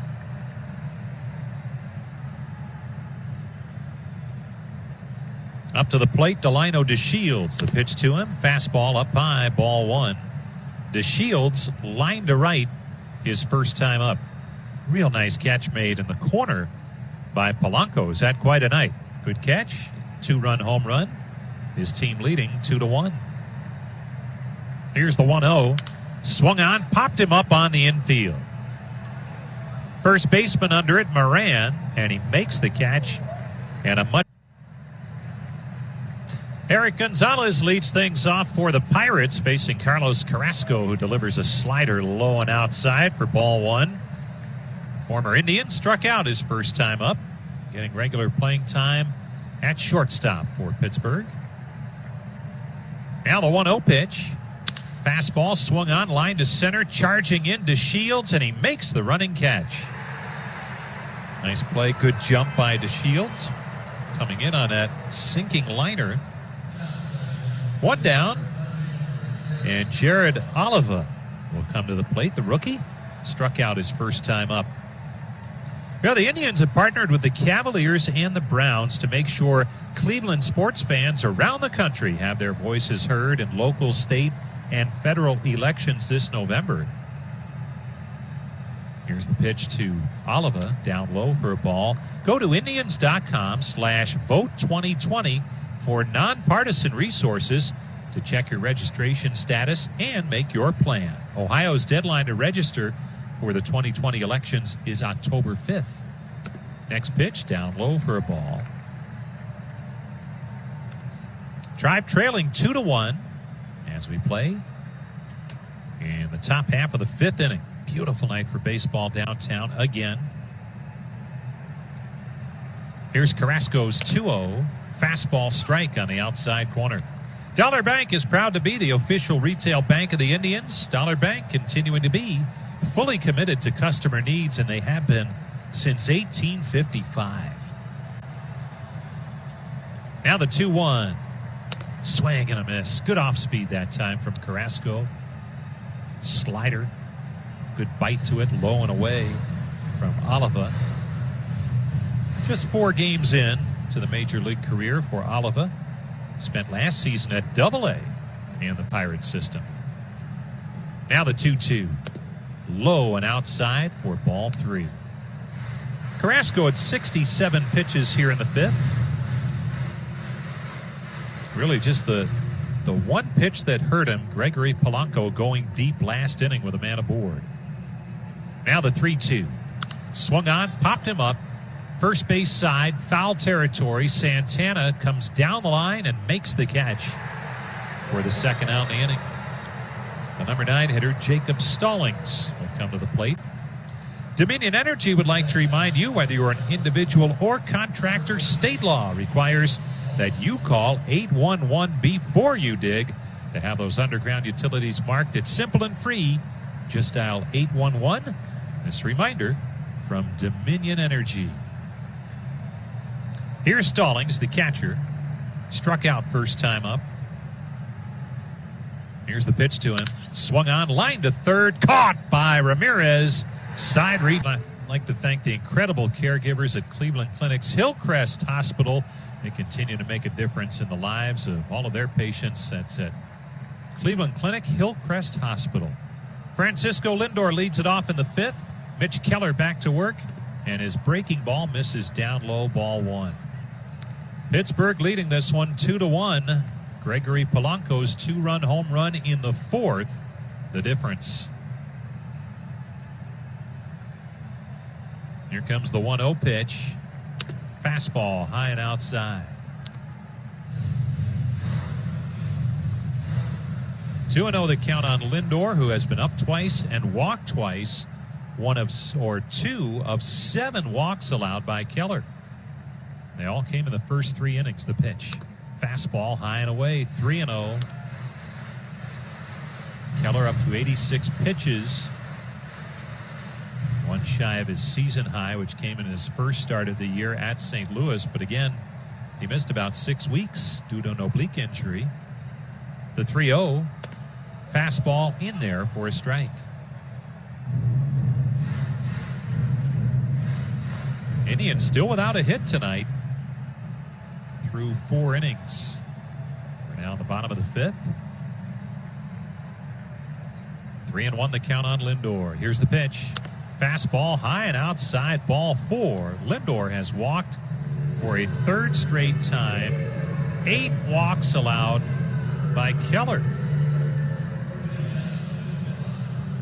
Cesar Hernandez, the batter. Hernandez has walked and struck out in 2 trips. This year, National Coffee Day is National Dunkin' Day. The good folks at Dunkin' Donuts want to make sure that you pick up a free medium coffee, hot or iced, with any purchase on National Coffee Day, which is next Tuesday. Exclusions and additional charges may apply at Dunkin' Donuts. Stop in. National Coffee Day next Tuesday. Throw to first. Lindor back safely. He stole a base in the 3rd inning, his 6th. Here's Keller's pitch. Low and inside, almost hit him. Nick Turley has started to loosen out in that Pirate bullpen. Left-hander.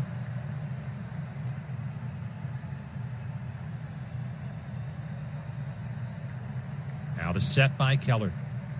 Here's his 1-0. Swung on. There's a chopper to first. Fair ball picked up by Moran. Steps on the bag for 1. Lindor goes to second, and he's tagged out as he did not slide. He stayed up, and Gonzalez tagged him out either before he got there or Lindor may have overrun the bag. So he's retired on a fine throw by Moran after he stepped on the bag for the first out. Then the snap throw to second where the shortstop Gonzalez was waiting. And there's a double play, 3-6.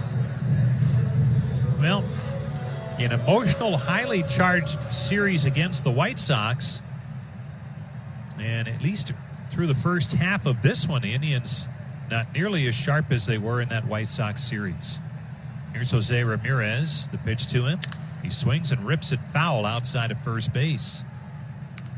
They have yet to manage a base hit. They've had a couple of base running miscues, and here we are, 2-1 Pittsburgh in the bottom half of the 5th inning. 3 unassisted and 3-6. Here's the 0-1. Swing and a miss. 0-2 the count on Ramirez. They don't give a double play on that play, as it is ruled that Lindor did overrun the bag. That's when he was tagged out.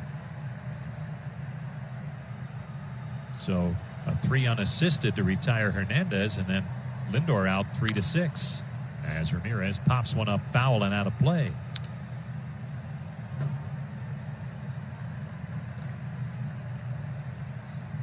Two down, bases empty. Ramirez tonight has walked and popped out to second. Here comes the 0-2 from Mitch Keller. Low and in, almost hit him.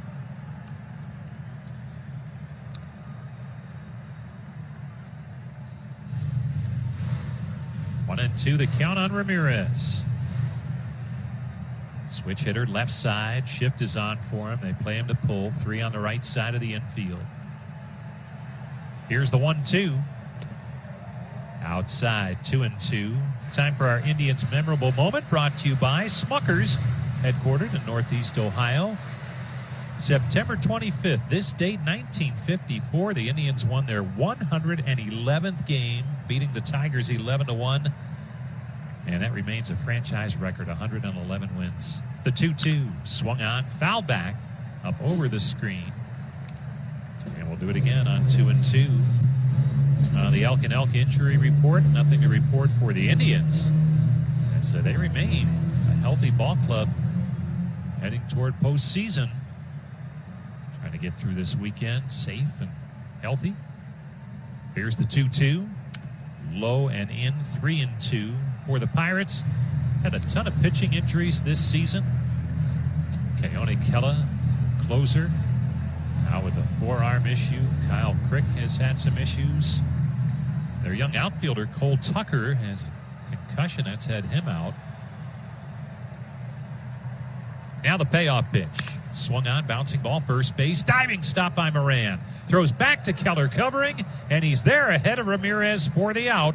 And the side is reached. Carrasco with a first pitch strike to the leadoff hitter, Adam Frazier, leading off the sixth. Left-handed batters walked, struck out, and he takes up high, 1-1. Hi again, everybody. Tom Hamilton back with you on a beautiful Friday night off the shores of Lake Erie. 75 degrees. Pirates 2, the Indians 1. The Indians have been no-hitted. The pitch, it's high, 2-1.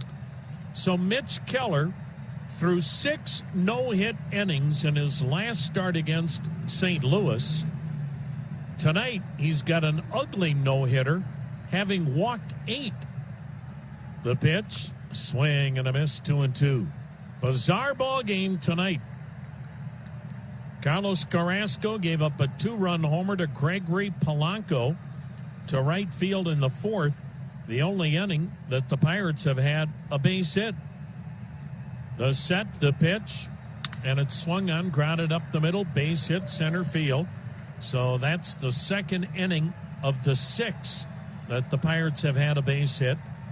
Polanco's 2-run homer to right in the fourth. The Pirates runs. And the Indians, despite 8 walks, have said, no thanks. They have loaded the bases twice with walks and have really done nothing with it. The only run they scored came in the first inning. 3 walks and a double play ball. So in a game that's very important for the Indians if they want home field advantage, they're being no-hitted by a guy that's walked 8. And a pretty good chance that Mitch Keller's night is over. Now the next delivery from Carrasco to Ke'Bryan Hayes hangs inside a breaking ball. 1-0. Carrasco has struck out 7, walked 1. He's in his final tune-up. Sandy Alomar doesn't want him to throw any more than 100 pitches tonight. He will next pitch on Wednesday in Game 2 of the playoffs. Now the 1-0 pitch. And Hayes takes inside, ball 2, 2-0. That is your game summary brought to you by Ford. Ford, America's best-selling brand. Pirates, 2 runs, 3 hits. The Indians, 1 run, no hits, 6th inning. Carrasco's ready. And the pitch. And it's a little bit high. 3-0. And what is becoming painfully evident right now for the Indians, if Jose Ramirez doesn't drive in runs, the Indians aren't scoring. I mean, that might be a simplification, but not by much. The set by Carrasco and the 3-0 pitch to Hayes. There's a strike on the outer edge. 3 balls and a strike. This 6th inning is brought to you by Great Lakes Brewing Company. Enjoy the crack of the can and the roar of the crowd with Great Lakes Brewing Company, the official craft beer of the Indians. Ke'Bryan Hayes, the son of longtime Major Leaguer Charlie Hayes. The pitch, up and in. And Carrasco has given up a single and now his 2nd walk. And the Pirates have 2 men aboard with nobody out in the 6th inning. And Colin Moran, the batter, has struck out twice. Frankie Lindor comes to the pitching mound. Not to say anything to Carrasco, but he just used the contraption that Carrasco has in the back of the mound and every pitcher has to clean the dirt from out underneath their spikes. Carrasco always works out of the stretch, so having base runners on is not changing anything for him. The pitch, and it's down and in. Suddenly can't throw strikes. Reds and Twins are scoreless right now in the third inning. And the White Sox trail the Cubs 1-0 in the third. Here, 2-1. Pirates lead the Indians, sixth inning. Carrasco's ready. And the 1-0 to Moran. Swing and a miss. He tried to hammer a changeup out of here. And the count, 1-1 strike. Pirates do not have anybody in double figures in home runs. Moran leads the club with 9.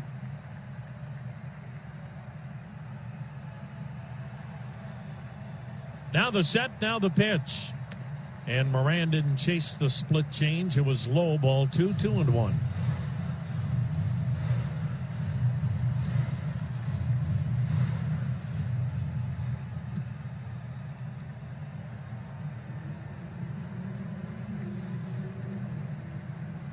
Mitch Keller's night looks to be done. The Pirate bullpen stays busy.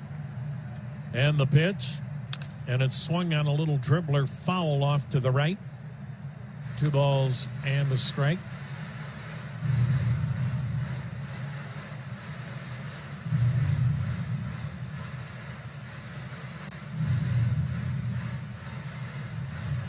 Looks like Nick Turley is throwing again.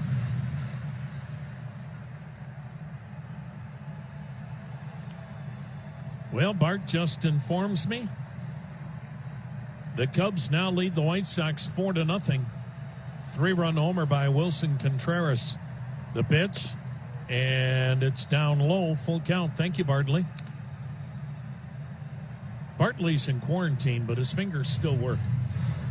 Thank you, pal. Boy, the White Sox, they're in the playoffs, but yikes. They could lose their 6th in a row. And tonight, the White Sox pitching Dylan Cease against Yu Darvish. The pitch, and it's low, and all of a sudden Carrasco's loaded them up. Well, let's see if the Pirates are as unwilling to take advantage of all these gifts as the Indians have been. Here comes Indians pitching coach Carl Willis out of the third base dugout, and suddenly Carrasco's just lost it with a base hit and back-to-back walks. Phil Maton, the Indians' rookie right-hander, warming. Carrasco was cruising, really, tonight. One mistake, a Gregory Polanco 2-out, 2-run homer to right in the fourth. And here in the sixth, it's just come apart. A single and back-to-back walks, and the bases are loaded for the dangerous Josh Bell. And you'd like to see Carrasco minimize the damage here. And again, for him, his last tune-up, have some momentum going into that Game 2 start on Wednesday night. Sandy Alomar saying that the Indians electing to go with Carlos Carrasco over Zach Plesac. They're both capable. They're both worthy candidates. But Carrasco has been pitching so well. Plus, you love the fact he's been there before in the playoffs. Now Josh Bell batting left-handed. Swings mightily and foul tips it for strike one. Carrasco, in his last 5 starts, has a 140 earned run average. But he is in a heap of trouble right now. Pirates all over the joint. Nobody out. Infield double play depth. The pitch.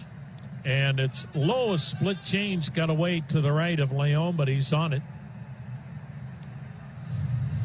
Lindor is playing directly in back of the bag at second. Frazier at third. Hayes at second. Moran at first. Nobody out in the Pirates' 6th inning. Now, this is a Pirates team that's the worst offensive team in the majors. They average 3.5 runs a game. They're last in the majors in runs scored last in doubles and the second fewest homers. But a chance here to blow this thing open. Now the pitch. Swing, a little topper off to the right. And a 1-2 count. A lot of changeups. Josh Bell wants a fastball that he can hit to Willoughby. And he probably could. He's a strong young man who just is having an awful season by his standards. Josh Bell batting .223, 8 homers, 21 RBIs. The pitch to him. He waves at it. A fastball that was outside, and gosh, Josh Bell looked like he had made his mind up to swing before Carrasco even delivered the ball. What a big strikeout for Carlos Carrasco, his 8th. It keeps the bases loaded. 1 down in the 6th, and here's the guy that hit a 2-iron to right field for a 2-run homer in the 4th, his 7th of the year. This is one of the worst hitters in the major leagues on the road this year, and then he hits that 2-run homer in the 4th. Infield, 3 to the right, playing back, and he swings and misses at a split change. Boy, Carrasco going to that a lot. Polanco on the road this year now has 5 hits. 5 hits in 26 road games. 5 for 63, but his 5th hit, the difference in this game. 2-1 Pirates, bases loaded, 1 down. The pitch to him, and it's outside. Ball 1, strike 1. The outfield is pretty much straight away, medium deep for Polanco. The infield, double play depth, but 3 are on the right side of the infield.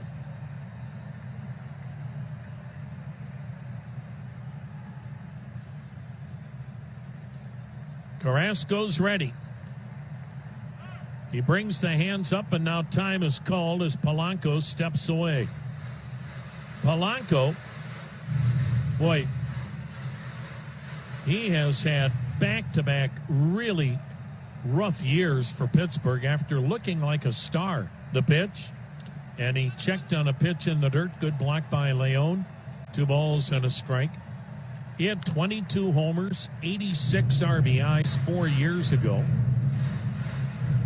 2 years ago, 23 homers, 81 RBIs. Then last year, an injury-plagued season, batted .242, 6 homers, 17 RBIs. This year, Polanco batting .155, 7 homers, 22 RBIs. He awaits the 2-1 pitch.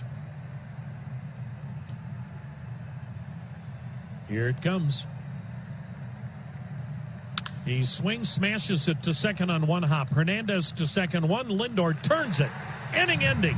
4-6-3 double play. And Carrasco pulls a page out of Mitch Keller's book. Well, I tell you what, folks, give the kid, Mitch Keller, some kudos for not panicking, maintaining his poise, and I don't know, maybe he was in a jam from the moment he got out of bed this morning. It sure felt like it in this game, but the young man never caved in. And while his line score doesn't look pretty, bottom line is he's given his Pirates a chance to win. And Mitch Keller has now pitched 11 consecutive hitless innings. Mitch Keller tonight went 5 hitless innings. He gave up 1 run in the first. He walked 8 and struck out 3. Now let's face it, against a good offensive ball club, you walk 8 and you're going to get buried.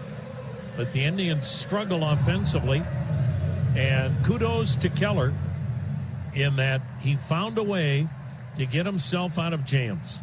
Now, Pirates turn it over to their left-hander, Nick Turley. Pittsburgh leads 2-1 in the bottom of the 6th. Turley, no wins, 2 losses, 4 saves, ERA 4.12. Another guy that walks a lot of people. 11 walks in 19 innings.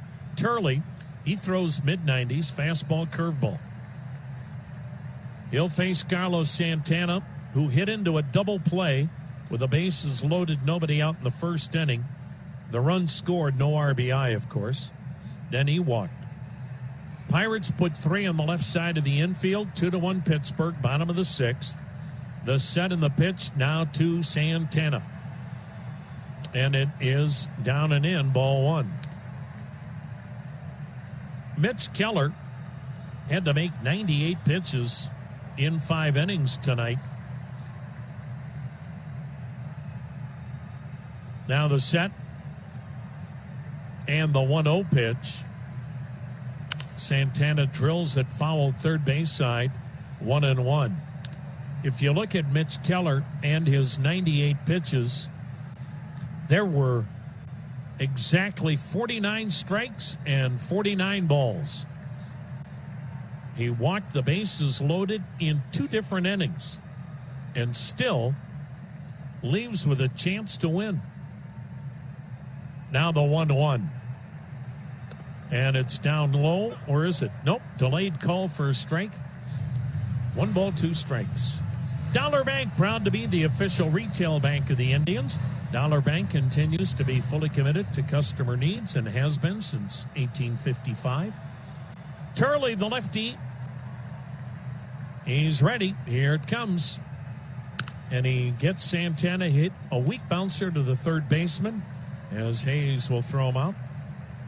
Turley does a good job of hiding the baseball. He works out of the set, but he's got half his back turned toward the hitter, and then he fires across his body. So he hides the ball pretty well. And boy, what is stunning. He's a left-hander, and right-handed hitters can't touch him. Right-handed hitters are batting 125 this year. So Nick Turley trying to preserve this Pirates 2-1 lead. The lefties pitch to Franmil Reyes. And he gets it in there, a strike. Reyes tapped to the mound and walked. A frustrating night for the Indians. Loads of opportunities, and they just haven't had a hit when they needed it. Well, they haven't had a hit, period. The pitch. Reyes takes one that bounces in the dirt. Ball 1, strike 1.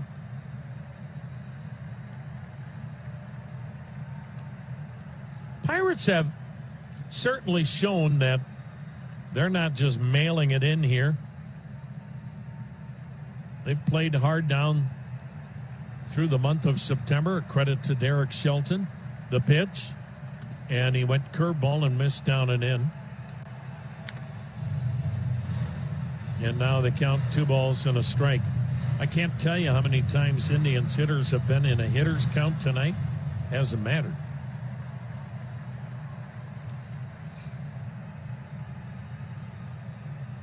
Now the set. And now the 2-1 pitch. Swung on, fouled upstairs. Ball 2, strike 2 on Franmil Reyes.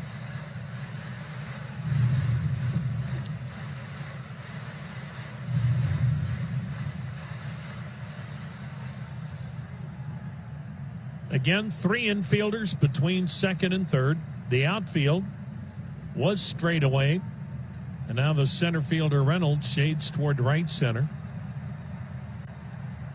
The next offering swung on, line to right field, but Polanco coming in makes the chest high catch. Reyes lines out, 2 down in the 6th. Tyler Naquin, the batter, has struck out and has lined out. The Indians trail the Pirates 2-1. 6th inning, 2 outs, nobody on. Hardest hit ball of the night. Probably 2 of them. Tyler Naquin smoked one to first with the bases loaded for the final out in the 3rd. And Delino DeShields got robbed of a shot into the right field corner back in the 2nd inning on a terrific catch by Polanco. Now the pitch.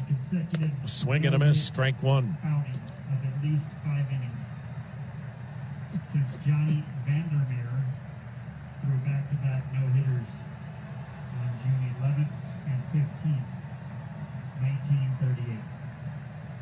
Per Stats LLC. Now the set in the 0-1 pitch. Fastball strike. Mitch Keller has put himself in some rarefied company. He is the first National League pitcher to have back-to-back no-hit outings of 5 innings or more since 1938. Think of that.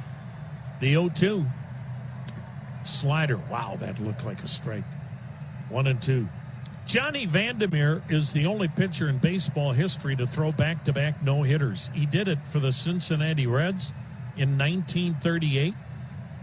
That's the last time anybody had back-to-back no-hit outings of 5 innings or more until tonight with Mitch Keller. Now the 1-2. Curveball outside, 2-2. So Mitch Keller, he may have walked 8 tonight, but he didn't give up a hit, and he never gave in.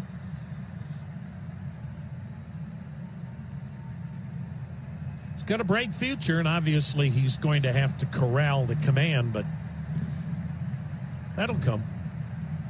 2-1, Pirates lead, 6th inning, 2 outs, nobody on. And Turley's pitch to Naquin. Swing and a miss through the fastball right by him. So the Indians, Phil Maton comes on for the Tribe. And the final tune-up of the campaign for Carlos Carrasco.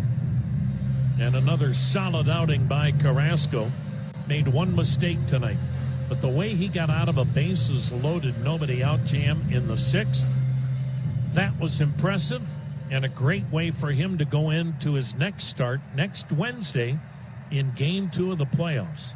If needed, Zach Plesac goes Game 3. Phil Maton, fastball, cutter, curve. 2-1 Pirates, 7th inning. Brian Reynolds checks his swing, and he went. The 6th inning totals, Pittsburgh 2 runs, 3 hits, no errors, 3 left. Cleveland being no-hitted. Tribe 1 run, no hits, no errors. The Indians have left 5 because they've walked 8 times. The pitch, and it's down and in. And the count of 1-1 on Reynolds, who's grounded out twice to second. He'll swing it here, left-handed.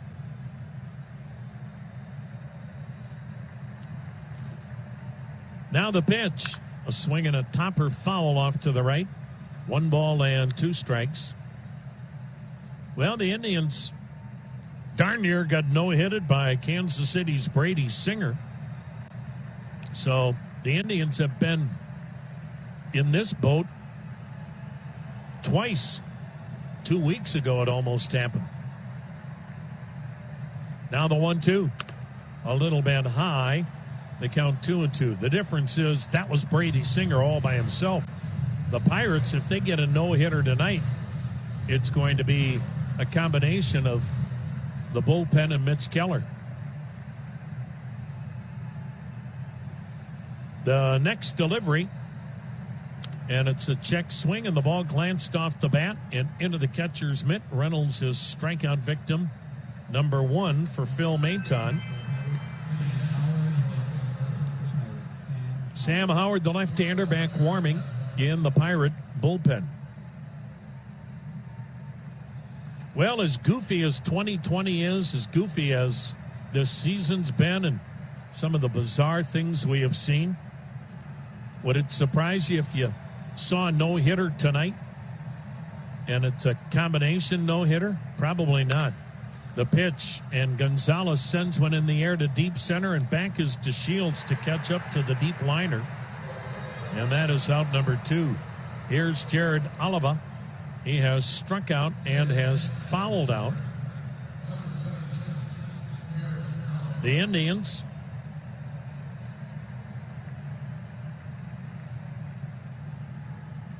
trying to figure things out now. They sure had opportunities, but Mitch Keller never caved in. He may have walked people, but he never caved in and gave up a base hit that could have blown this game open early. Oliva has struck out, fouled out, and he looks at a knee-high strike. If you're just joining us, Sandy Alomar said on the Manager Show tonight, the reason the Indians are going with Carlos Carrasco Game 2 and Zach Plesac Game 3. The pitch, swing and a foul down the right side, 0-2. Experience, the biggest thing. look, they've both had really good years. They're both pitching really well. Carrasco's run really on a roll for 6 games now. But they love the fact, too, Carlos has been there, done that. They want that experience in Game 2. And then Game 3, Zach Plesac, the pitch. Low, 1-2. And who knows? There may not be a Game 3. That could be, obviously, good news or bad news. It means you've either been swept or you swept the opponent. Shane Bieber Tuesday, Carlos Carrasco Wednesday, Zach Plesac Thursday. That pitch down and away, ball 2, and strike 2. See your Northern Ohio GMC dealers. Attractive offers on the GMC. We are professional grade. Now the 2-2 delivery, and Oliva swings and misses, and Maton strikes out a pair. And it's stretch time at the corner of Carnegie and Ontario. Well, the Indians will have Jordan Luplow pinch hitting for Josh Naylor. Then Luplow will stay in the game and play left field in the 8th. Naylor tonight was 0 for 2. And Luplow will see if he can have some more heroics. Got the walk-off homer 2 nights ago. And Jordan Luplow will pinch hit here in the 7th inning and try to break up this Pittsburgh no-hitter. The starter, Mitch Keller, through 5 hitless innings. He gave up 1 run because he walked 8. But it could have been a whole lot worse. But Mitch Keller never gave up that hit that could have really changed the complexion of this game. Then Nick Turley, a scoreless inning, and now fellow lefty Sam Howard.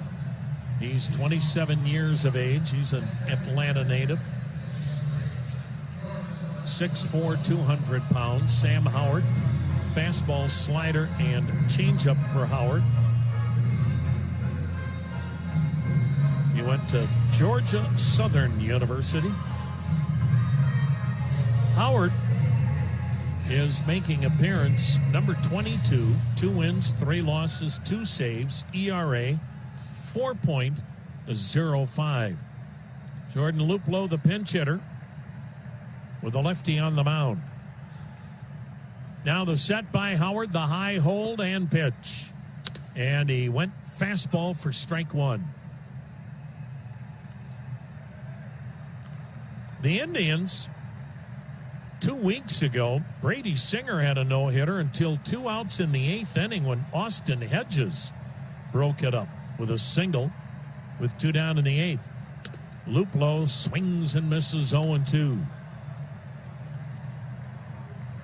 And the Indians are in this same precarious situation here tonight.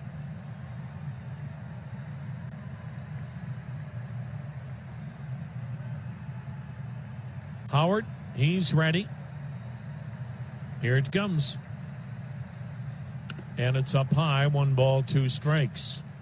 Toronto bludgeoned Baltimore 10-5. Kansas City leads Detroit 2-0 in the 5th. Houston, Texas tied at 1 in the 5th inning. Now the 1-2. Swing and a miss. Luplow chased a slider that almost hit him. So that is out number 1, and that'll bring up catcher Sandy Leon, who's walked and struck out. The switch hitter will bat right-handed. Houston can clinch a postseason berth and the number 6 seed tonight if they beat Texas or if the Angels lose later on to the Dodgers.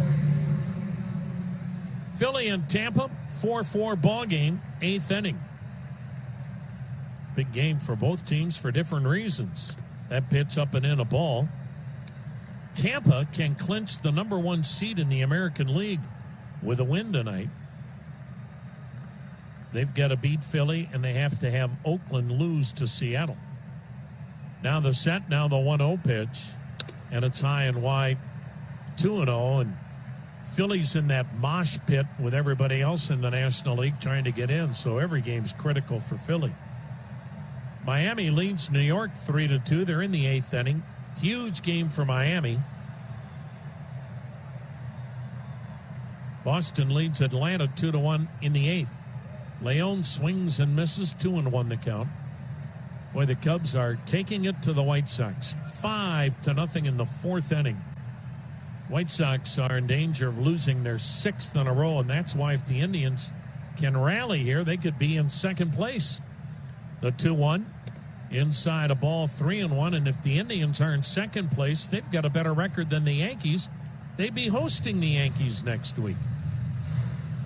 Meanwhile, Cincinnati and Minnesota in a critical series for both clubs, 1-0 Twins, 4th inning. Now the 3-1 to Leon, and time is called. Milwaukee, they have to win out and get help. They shut out St. Louis 3-0 in Game 1. St. Louis leads the nightcap 3-0 in the 4th. Now the set and pitch. Down and in. Sandy Leon has drawn a walk. The 9th walk given up by Pittsburgh pitching tonight. See if we'll get a pinch runner for Leon. Game 1 of a doubleheader. San Francisco leads San Diego 5-1. San Fran also in a scramble to get a playoff spot. And the Indians trail the Pirates 2-1. Indians batting in the 7th, 1 out, 1 on. Scores brought to you by Cohen & Company. With offices throughout Northeast Ohio, Cohen & Company CPAs and consultants help private businesses find opportunities to stay strong. Delino DeShields, the batter. The pitch. And he bunts first base side of the mound, and nobody's going to be at first. Base hit for DeShields on a great push bunt. The charge came from Moran, the first baseman, and Howard was also going to get that bunt, and nobody was going to be at first. Boy, you can't do it much better than that push bunt by Delino DeShields to the right of the mound. And the Indians now have runners at first and second. That's the tying run at second. The go-ahead run at first, and that's the first hit of the game for the Indians. And somebody might say, well, you can't bunt for a hit in the 7th inning. Yeah, you can. When you're down 2-1 and you're trying to get a better seed in the playoffs, you can do whatever you want.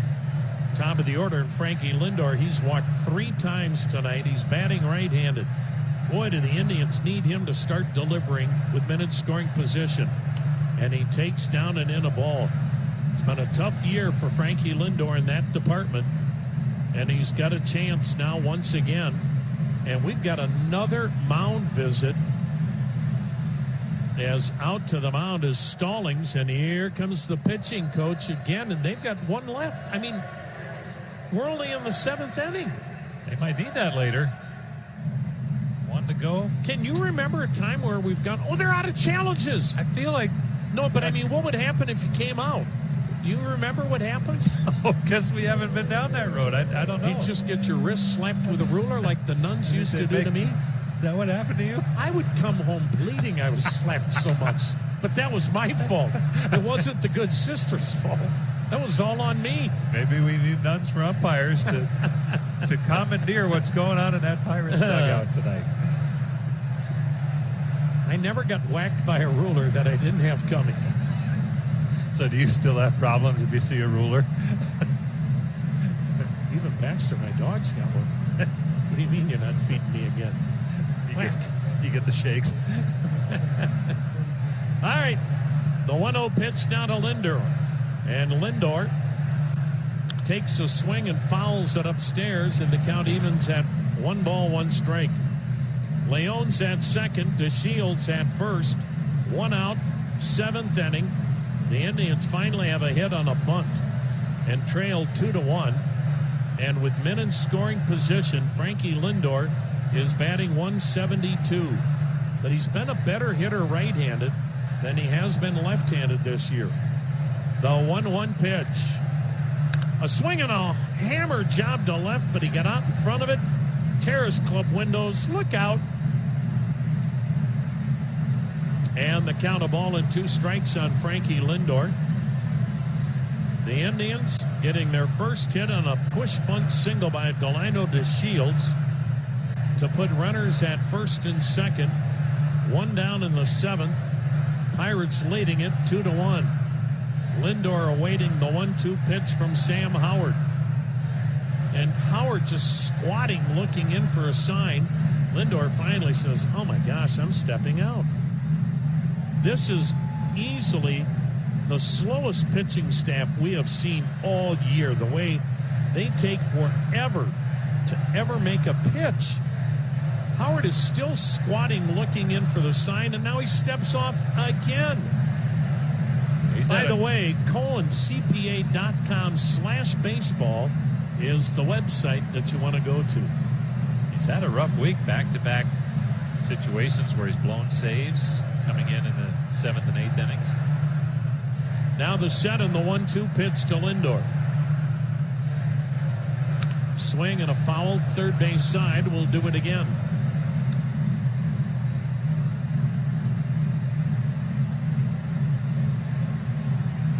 Two runs, 3 hits for the Pirates. 1 run, 1 hit for the Indians.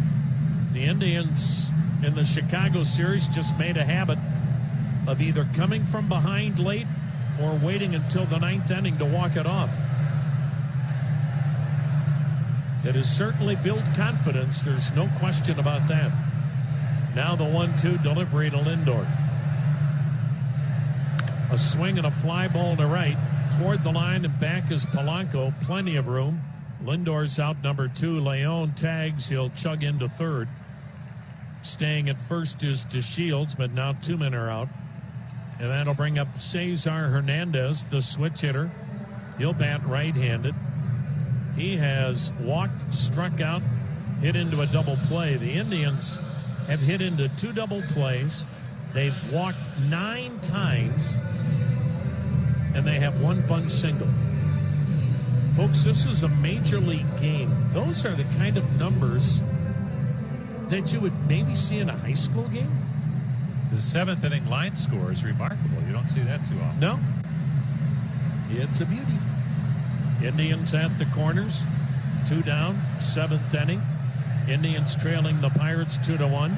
Hernandez swinging it right-handed for the first time. Howard's ready. The pitch. And it's a high fastball for ball 1. The White Sox have to be going, what do you mean they only have 1 hit? Well, the key is the guy on deck is 0 for 2. It's right now, if Ramirez doesn't swing it, the Indians don't score. Now the 1-0 pitch. And it's a little bit high, ball 2, 2-0. But you feel like with Hernandez at the plate and a runner in scoring position, you'll get a good at-bat. He's been really strong in this spot. Just under 400 now with men scoring position. Big gap in left center for Hernandez. Howard's ready. And the 2-0 pitch. And Hernandez takes ball 3. It sails high. Can you imagine walking him to get to Jose Ramirez? That's the way this night has gone for Pittsburgh. I mean, they're not walking on the edge of a partially frozen lake. They're trying to walk across the lake that has about an inch thick ice. The 3-0 pitch. That's a called strike, borderline on the upper regions of the strike zone. 3-1 the count on Hernandez. He's looking down to third base coach Tony Mansolino. Is it okay to swing, or is he taking again? Leon at third, DeShields at first, 2 down in the 7th, 2-1 Pirates. The 3-1 pitch. And he took it. Strike 2 call.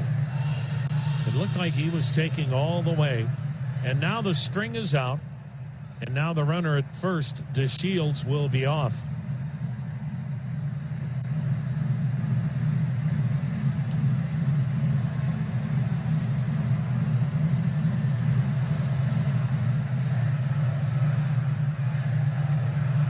Sam Howard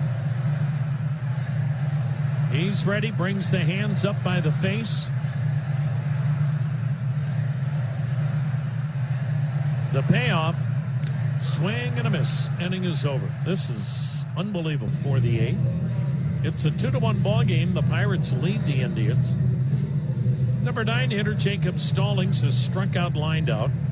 The Indians have walked 9 times. They did not get a hit until the 7th inning when Delino DeShields bunted his way on.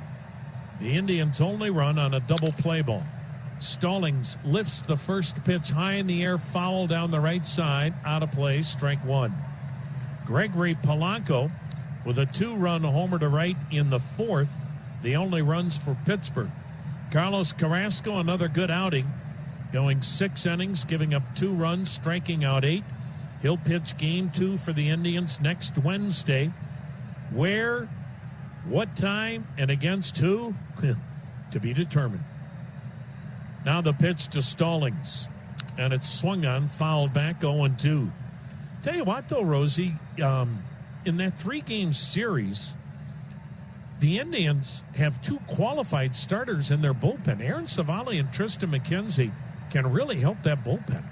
It will change things dramatically. And I thought it was interesting what Sandy was telling you about how they would use Savali. Yeah. Not necessarily as a long man. Exactly. Here's the 0-2 pitch. Swung on, rifled foul to the right. Still 0-2. The nice thing, too, about Savali, he could be a multi-inning guy like McKenzie, not a matchup guy. And why not? He's got great stuff. And if you, good composure. There's just not enough games to use as many starters as the Indians have, so why not use them? I hope the Indians play the Yankees here Tuesday. That'd be fun. The pitch, down and away, 1-2. First off, it'd be fun to have games here. Yeah. And that would also mean the Indians finished in second. And why not? Go after the big boys right away. And the Yankees have struggled away from Yankee Stadium, especially offensively. Yep. Now the 1-2. Swing and a foul at the plate. And you know what? They've got, obviously, the big horse, Garrett Cole. But, yeah, after that, I don't know. Now, you always know their bullpen comes into play in a short series. But you know what? Let's go for it. That's my call. I think. You with me? The Indians would love their pitching Yep. against the Yankees, I think. Now the set, now the 1-2 to Stallings. Checked on a pitch away, 2-2. You know, the other thing, too, Rosie, I mean,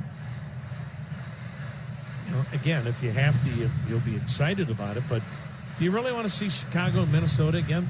Especially this year where we haven't seen anybody outside the Central? That'll be the great thing, just finally playing someone not in your division. The 2-2, swing and a miss. Stuck with the cutter. Stallings is struck out, number 3 for Maton. Top of the order, Sandy Alomar will make a Cleveland Clinic call to the bullpen. You know, I am stunned about one thing, though, Rosie. Neither Chris nor Cherney has called and said to us, who do you guys want us to match up with? What do you think we should do to help you? Why is that? I could ask tomorrow. There you go. There's your show. Okay. Who do you have, Chris or Cherney? I don't know yet. Who's dodging you tomorrow? Whichever one loses the year for Oliver Perez. 2-1 Pirates lead the Indians. He'll go and face the leadoff hitter, Adam Frazier. 1 out, bases empty in the 8th. Perez's 20th outing, 1 win, 1 loss, 2 saves, ERA 1.62. Fastball, slider, and a whole bag of tricks. Different pauses, different leg kicks, different angles of turning his back to the hitter. And he misses down and away with a breaking ball to Frazier for ball 1. Frazier 1 for 2, a single and a walk. Really good outing. The best Phil Maton's had in a while. Faced 4 batters, wiped them all out, 3 by strikeout. The pitch, check swing, and it's a called strike on the breaking ball. And the count, 1 ball, 1 strike. Pirates leading the Indians 2-1. Hey, Pittsburgh's won 3 in a row. And this is really going to sound cruel. Here's the turn, the 1-1. Breaking ball outside, 2-1. You know, it's great they're playing hard and finishing strong, but They're only a game ahead of Texas for the number 1 pick in the draft, and Texas is tied with Houston. 2-2. The pitch, a swing and a shot on the ground in the hole into right. Base hit Adam Frazier. He makes the turn. He's going for 2. Naquin took a long time to get to that ball in a hustle double. What? Not certain what was going on out there. And hustle double by Adam Frazier. It seemed like it took Tyler Naquin a while to get to that ball. And so Frazier turns it into a double. And that brings up Ke'Bryan Hayes, 0 for 2 with a walk. I did not initially see where Tyler Naquin was playing. He may have been playing Frazier a lot more toward right center than I realized, but boy, Frazier looked out there and said, I can get there. There's the strike to Hayes. That's a big insurance run out at second base right now for the Pirates, who lead the Indians 2-1 in the 8th.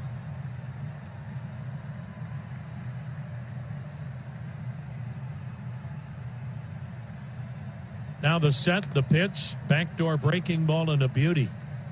0-2.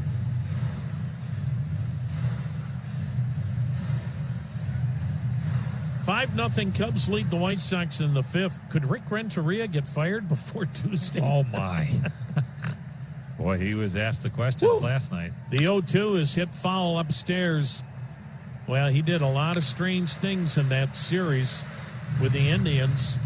It opens the door for second guessing, and that's part of the job as a major league manager. You've got to be able to handle it. And he seemed to handle it pretty well last night, but we'll see how it goes the rest of this weekend.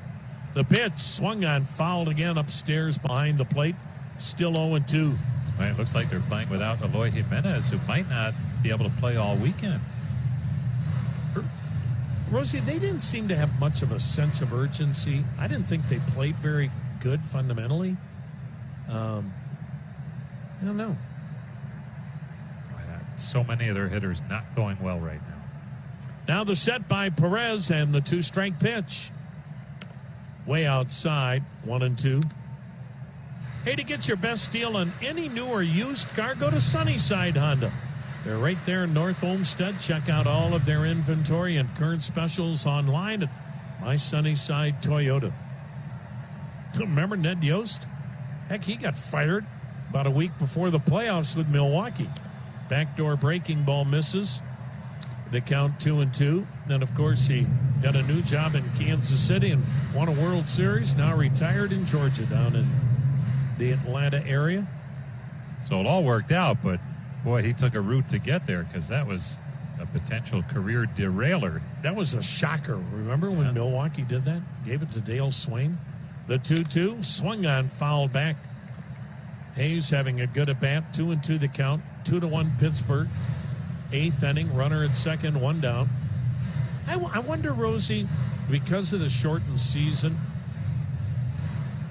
with money also being an issue, I wonder if we'll see many, if any, managerial changes. I can't imagine many clubs are going to buy out a manager if he's got 2-3 years left on a contract. It's such a different year to try and evaluate everything. Mm-hmm. The 2-2, backdoored him, missed. Full count. Perez scuffling here a little bit. Yeah, how do you evaluate players? Now is Christian Yelich a bum because he's had a bad year? Is Javi Baez overrated because he's had a bad year? I don't think so, no. But yeah, it'd be interesting to ask Chris and Cherney when all is said and done, how will you go about your evaluations? How do you change what you're looking at? Now the set. Now the 3-2. Swung on a chopper in the hole, base hit right field. That'll put the Pirates up 3-1.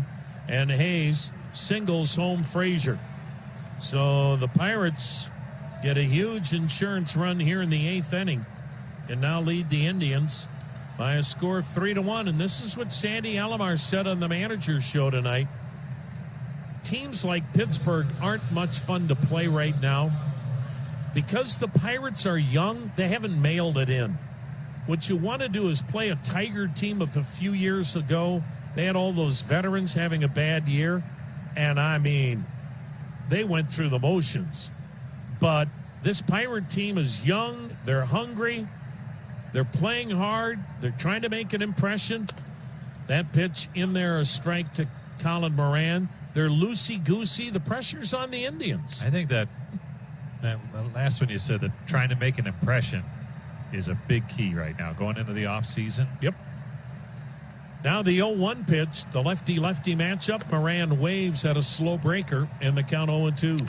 A new manager in Derek Shelton, and not that everyone gets a free pass this year, but he's getting to know everyone. Now he knows what he has, and I'm sure the judgments will be a little bit different next spring. You just could see their attitude tonight before the game, out there having fun. And again, kudos to Derek. The pitch, swung on ground ball to second. Off the chest of Hernandez, recovers, spins, throws, gets him at first.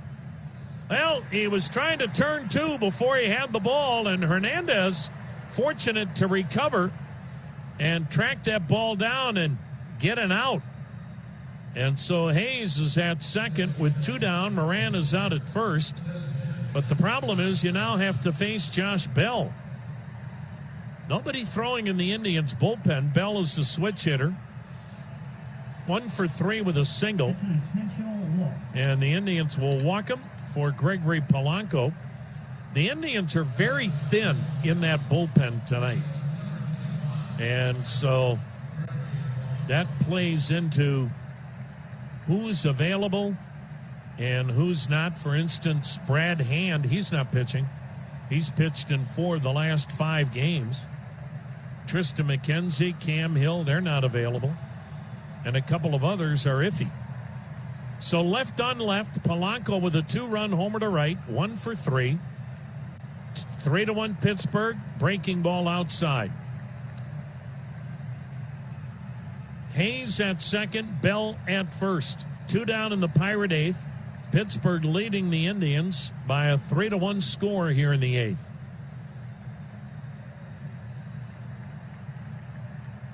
Boy, what a gorgeous Friday night in Northeast Ohio, 75 degrees. Now the 1-0 pitch.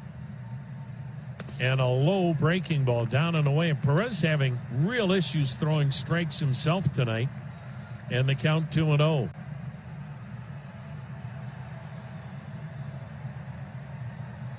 Reds now lead Minnesota 3-1. 5th inning. Man. Isn't that the way it goes? All those teams in the pitch down at the knees, a strike 2-1. I mean, the Twins and Reds, White Sox and Cubs, you look at it, you say, oh my gosh, the Indians caught a break with the schedule. It's early yet. It's only the 8th inning. Okay. Based on the week. How many hits do the Indians have, Rosie? Based on the week. How many hits, Rosie? That pitch, strike 2. How many hits, They're Rosie? saving them up for the last 2 innings. How many hits did the Indians have tonight? 1. Uh-huh. How far did that hit go, Jim? 25 feet. Okay. We send it to the jury. Saving them up. 2 balls, 2 strikes, 2 outs, 2 on, 2-run Pirate lead in the 8th. Now the 2-2 delivery. Swing and a little looping liner foul. Third base side. We'll do it again at 2-2.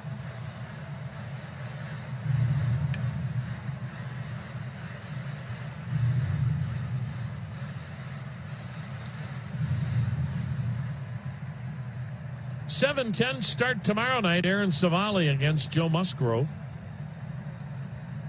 3:10 start on Sunday. Everybody starts 3:10 Eastern time on Sunday, meaning teams on the West Coast are starting at 12:10.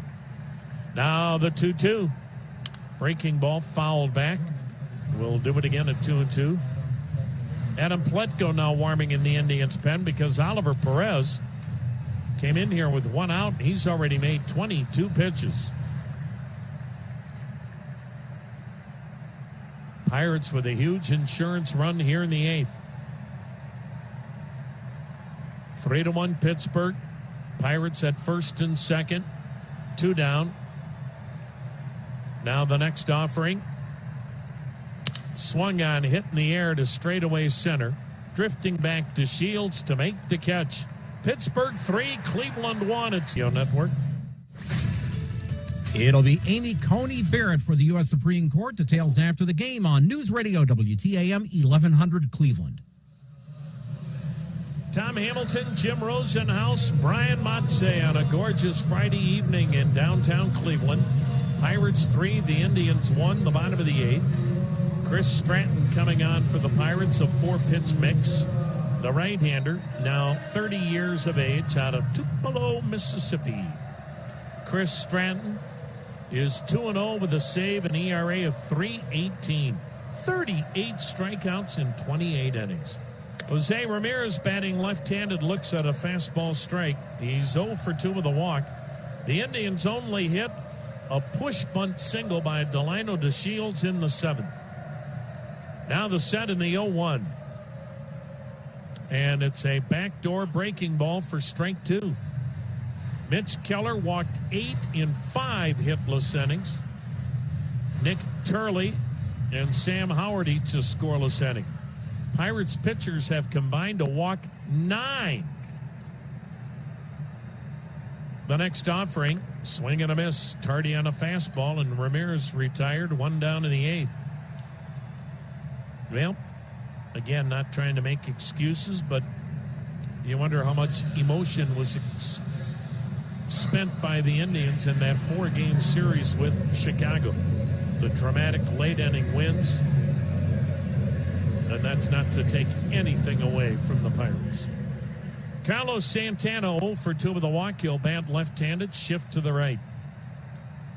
Now the set, now the pitch. And it's a backdoor curve for strike 1.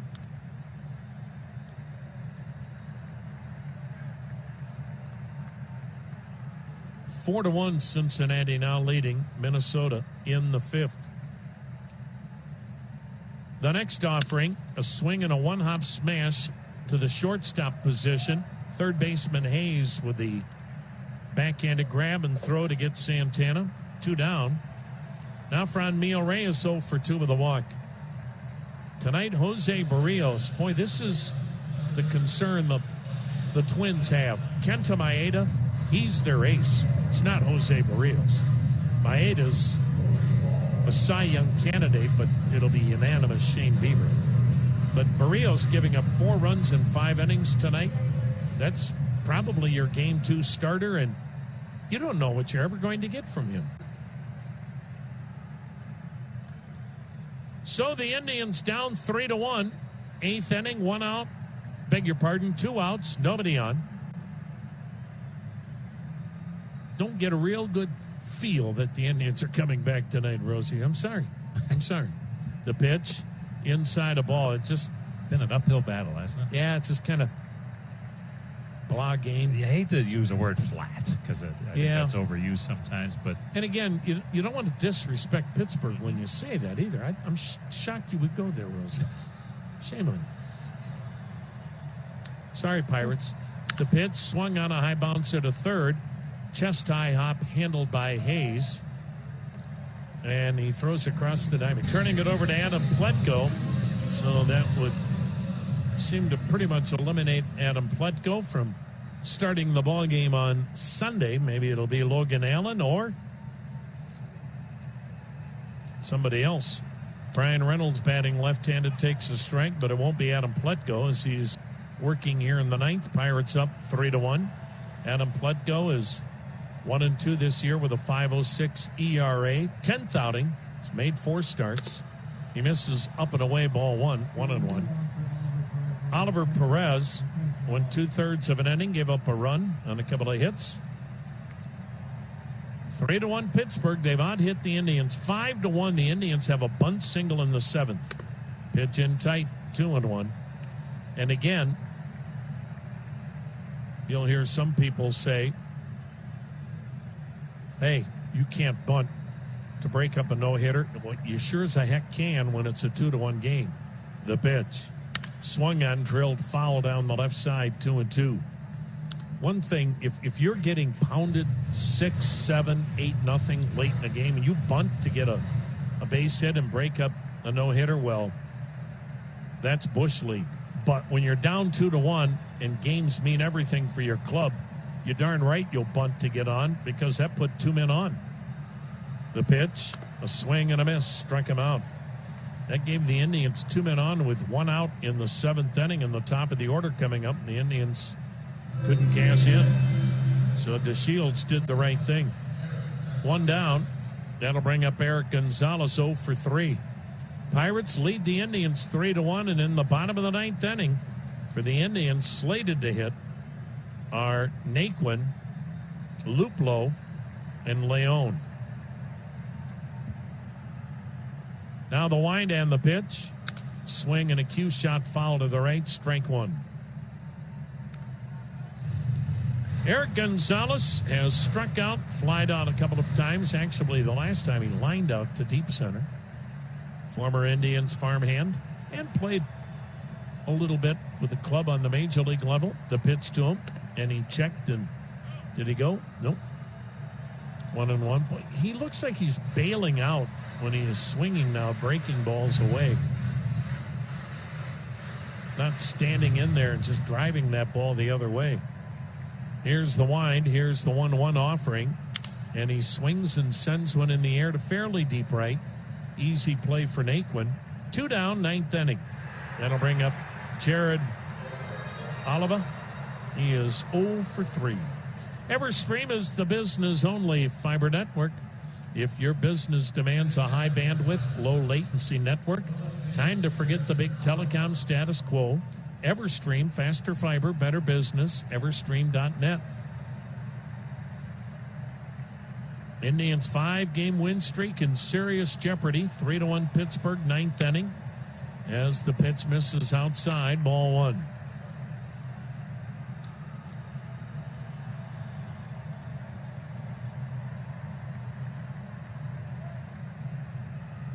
Pleco into the motion, and the 1-0 pitch swung on, lifted in the air to shallow center.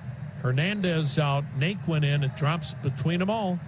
And a bloop single into right center for Jared Oliva.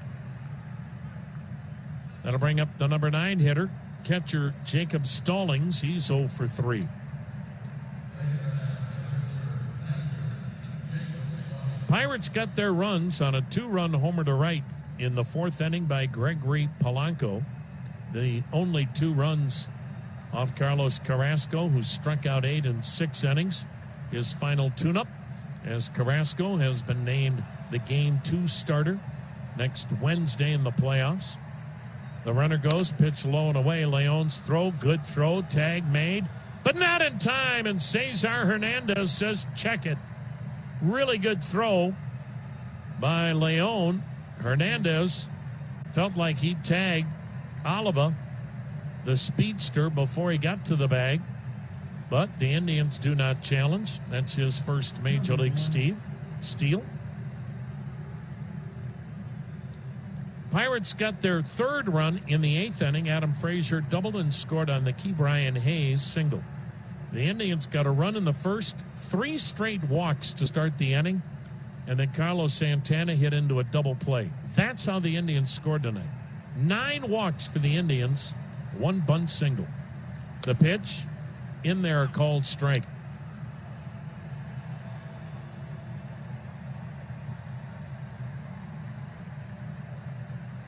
Tampa Bay beat Philly tonight 6-4. Crippling loss for the Phils. Boy, it's like nobody in the National League wants to get to the playoffs. The pitch swung on, line shot deep right. Naquin's back. He makes the over-the-shoulder catch in front of the track to retire Stallings. And the Indians.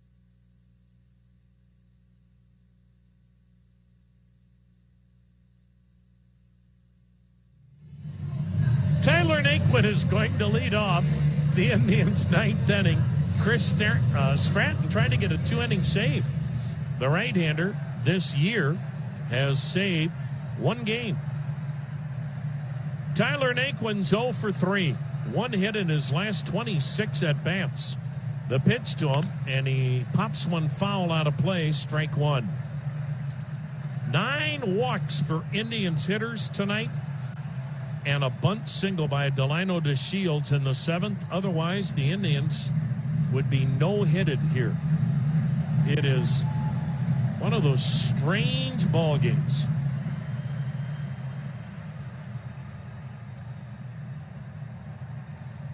Mitch Keller, the starter, walked 8 in 5 innings of no-hit baseball. The Indians' only run scored on a double play ball in the 1st. The pitch waved at. 0-2. He chased one in the dirt. Boy, right now Tyler Naquin is just chasing everything. And really, that 1st inning set a tone. Lindor, Hernandez, Ramirez, they all walked. And Santana hit into the double play, and Reyes tapped to the mound. And for the Indians, that was an omen of things to come. Now the pitch.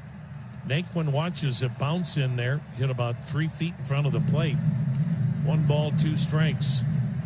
3-1, Pittsburgh leading it.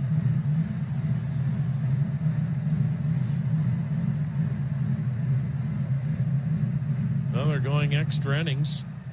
And right now, Miami has scored 4-3. Yankees trailing, bottom of the 10th in the Bronx. Now the set and the pitch to Naquin. And a fastball missed just by a bit outside. 2-2 the count.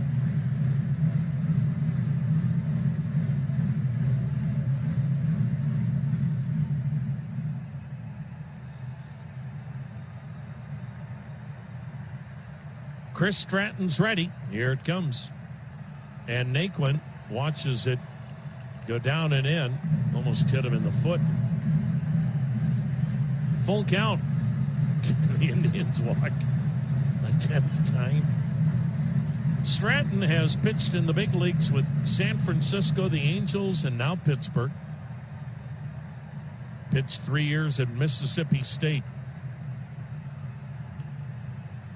The payoff pitch. Naquin takes outside. That's the 5th walk of the year for Tyler Naquin. And Pittsburgh has walked 10 tonight. Do you have 10 too, Rosie? I'm not missing I have 10. Okay. So that's 11 base runners for the Indians. They now have more base runners than the Pirates tonight. Mind-boggling. Jordan Luplow's the batter. He's 0 for 1.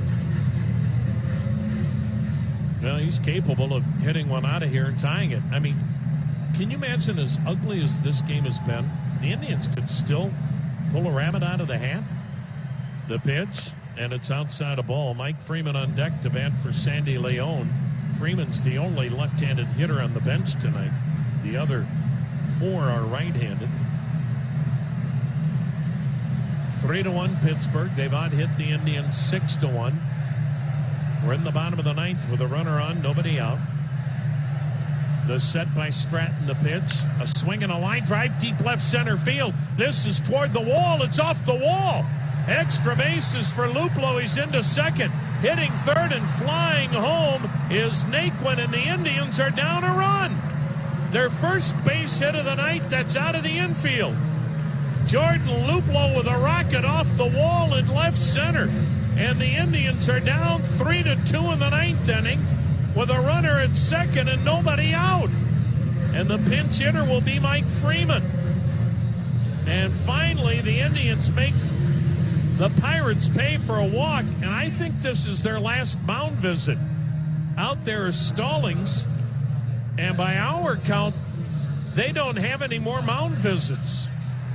But Jordan Luplow with another big hit, not quite as big as the other night, but a ringing double off the wall in left center. And it scored Naquin easily from first. And now the pinch hitter, Mike Freeman. Left-handed hitter. I got to believe they're going to give him a chance. Now, here comes home plate umpire Pat Holberg to talk to Pirate manager Derek Shelton. Whatever was said quickly. You got to think Freeman, as savvy a hitter as he is, will get a chance to swing the bat at least until he gets a strike rather than give up and out. The way the Indians are hitting right now, boy, it's hard to bunt and give up and out. But we shall see. The tying runs at second base. There is nobody out. Ninth inning. Indians now trailing by a score of 3-2. The set. The turn, but nobody's at second except Luplow. So Mike Freeman pinch hitting as a pinch hitter. 1 for 6. He got that hit last night, the pitch. He didn't show bunt, checked his swing on a high fastball for ball 1. Freeman on the year, a .250 hitter, 3 RBIs. He must pull a ball and get that runner to third some way, somehow, if he is swinging. Stratton, a long look in. Now he checks second. And the 1-0. Swing and a miss. Fastball, and he kept it up. And boy, he chased it. Now let's see if Freeman is bunting or if he keeps swinging.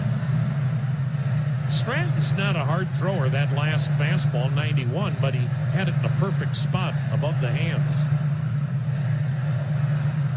Outfield not very deep, a bit toward left, almost straight up.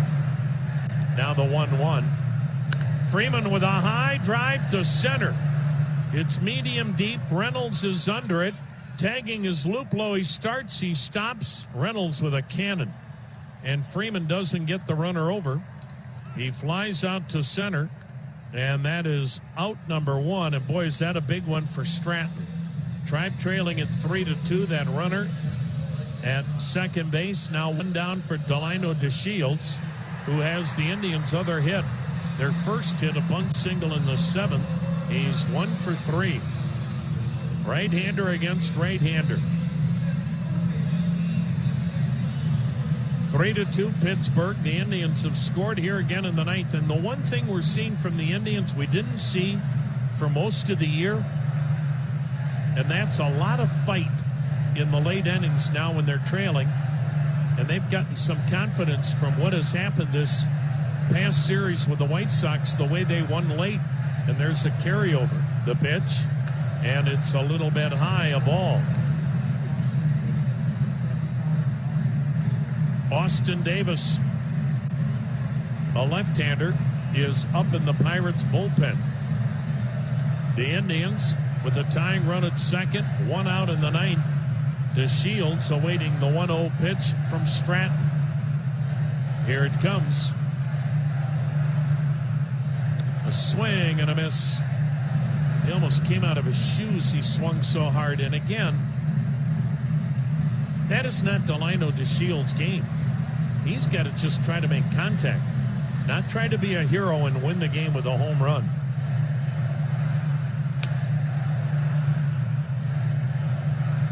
Outfield toward right field, medium deep for the right-handed hitter. Second baseman Frazier trying to keep Luplow close. The pitch. Outside, he missed with a fastball. 2 balls and a strike. Frankie Lindor on deck. Boy, oh boy. I know we're getting greedy, but this would be an incredible comeback for as blasé as the Indians have been here tonight. If they could get a win here in the 9th and steal one. Here's the 2-1 pitch. Swung on, line drive, base hit center field. This is going to tie it up. Luplow is coming home with a head-first slide. DeShields bangs a single to center. We are tied at 3. Well, there it was. He just stayed with that good smooth swing that we've seen quite a bit this season from Delino DeShields. Stayed up the middle, took the base hit, and it does plenty, tying the game. The Indians pull a Lazarus routine here in the 9th. Naquin leadoff walk. Luplow an RBI double. Freeman flied out. DeShields bangs a game-tying single to center. And here is Frankie Lindor, 3 walks and a fly out. Switch hitter batting left-handed. This is incredible. Shift on the right side of the infield for Lindor batting left-handed. Throw over, DeShields dives back. Outfield around toward right, fairly deep. Well, again, we talked about what happened in the Chicago series. As Sandy Alomar says, builds confidence that you can find ways to win late. The pitch. Lindor with a line shot. Deep right center field. Polanco races over. The right fielder snagging it in the gap. And DeShields back to first, and that is out number 2. Boy, Polanco has made 2 really good defensive plays tonight, and Frankie Lindor can't hit a ball any harder than he did right there. And so now, Cesar Hernandez, 0 for 3 with a walk. He'll swing it left-handed. A 3-3 tie in the 9th. DeShields at first with 2 down. The set by Stratton. The pitch, and he bounced it in there going to second. DeShields, the throw, the slide, and safe. Boy, that was alert base running by DeShields. He anticipated a wild pitch. It wasn't that bad. It was in the dirt. A good block by Stallings, but a better read by DeShields at first. And now the winning run at second. And DeShields having a heck of an inning. Just a heady play right there. You don't go to second on that wild pitch unless you're thinking wild pitch. If you react, it's too late. He was anticipating it coming. Now the pitch to Hernandez, and he watches it go low again, blocked by Stallings. And it's ball 2, no strikes. The Indians, just kind of a lifeless performance here for 8 innings, have ripped up the 9th inning with 2 runs on 2 hits, a walk, and a chance to walk it off for the 3rd time this week. 3-3 in the 9th, runner at second, 2 down. The pitch swung on, fouled back. Hernandez had a good cut, and the count 2 balls and a strike.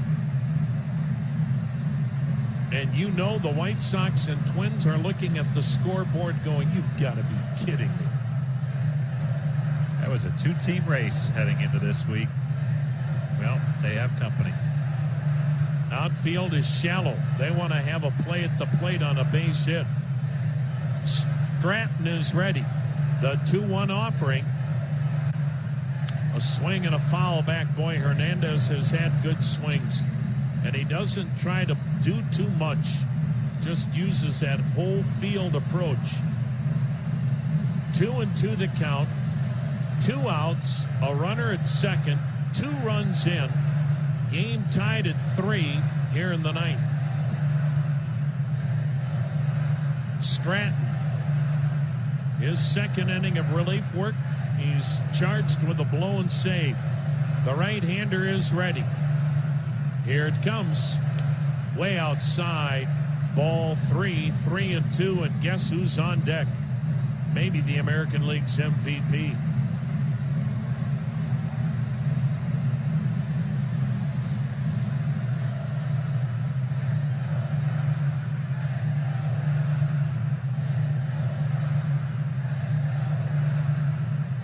Now the set and the payoff pitch.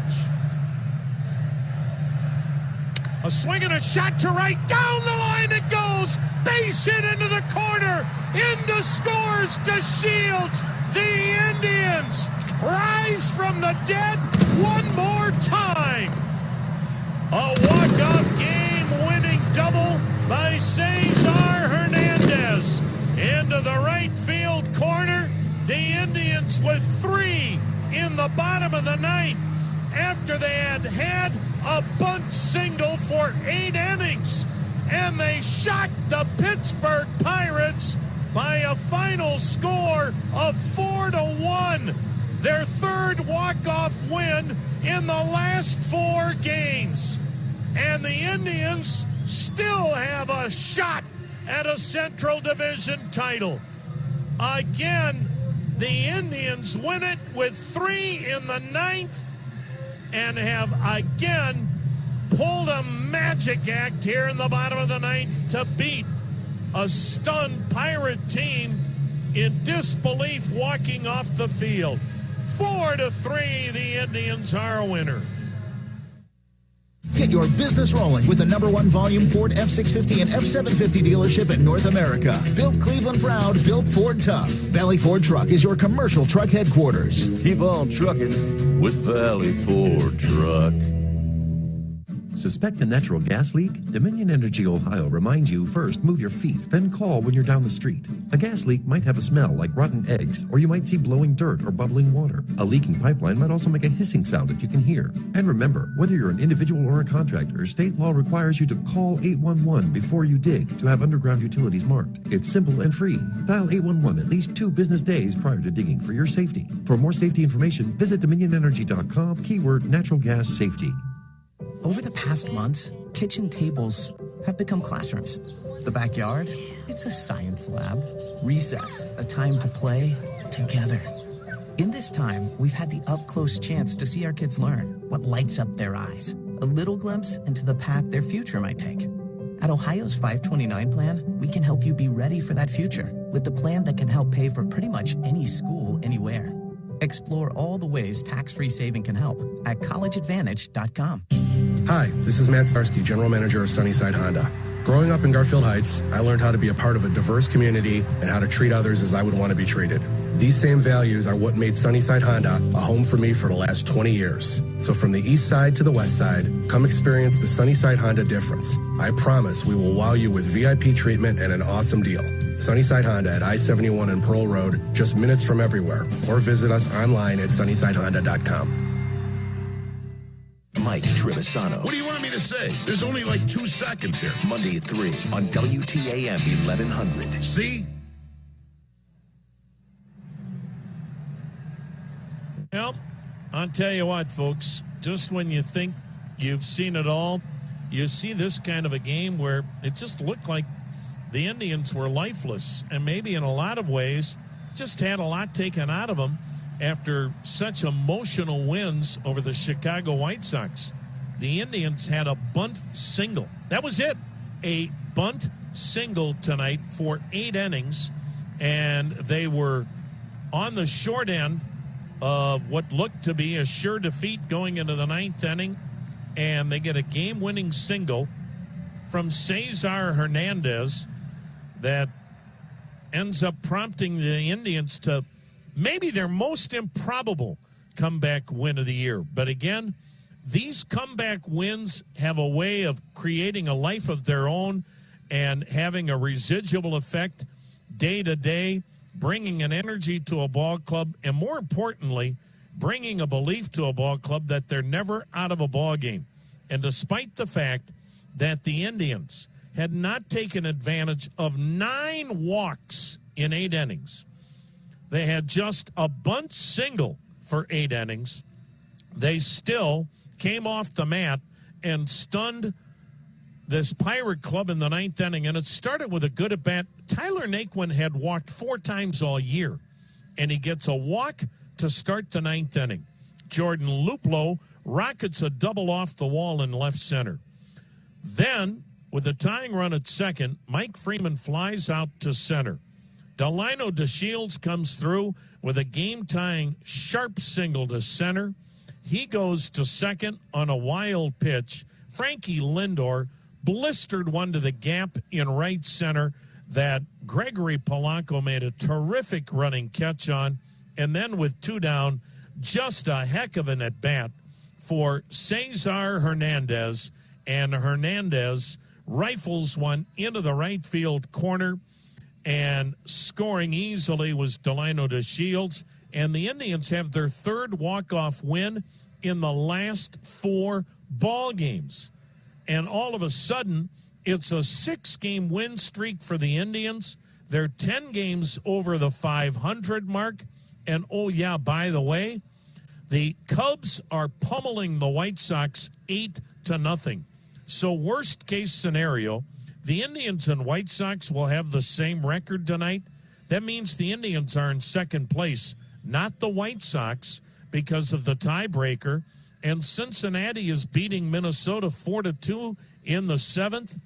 The Indians would then be one game out of first place.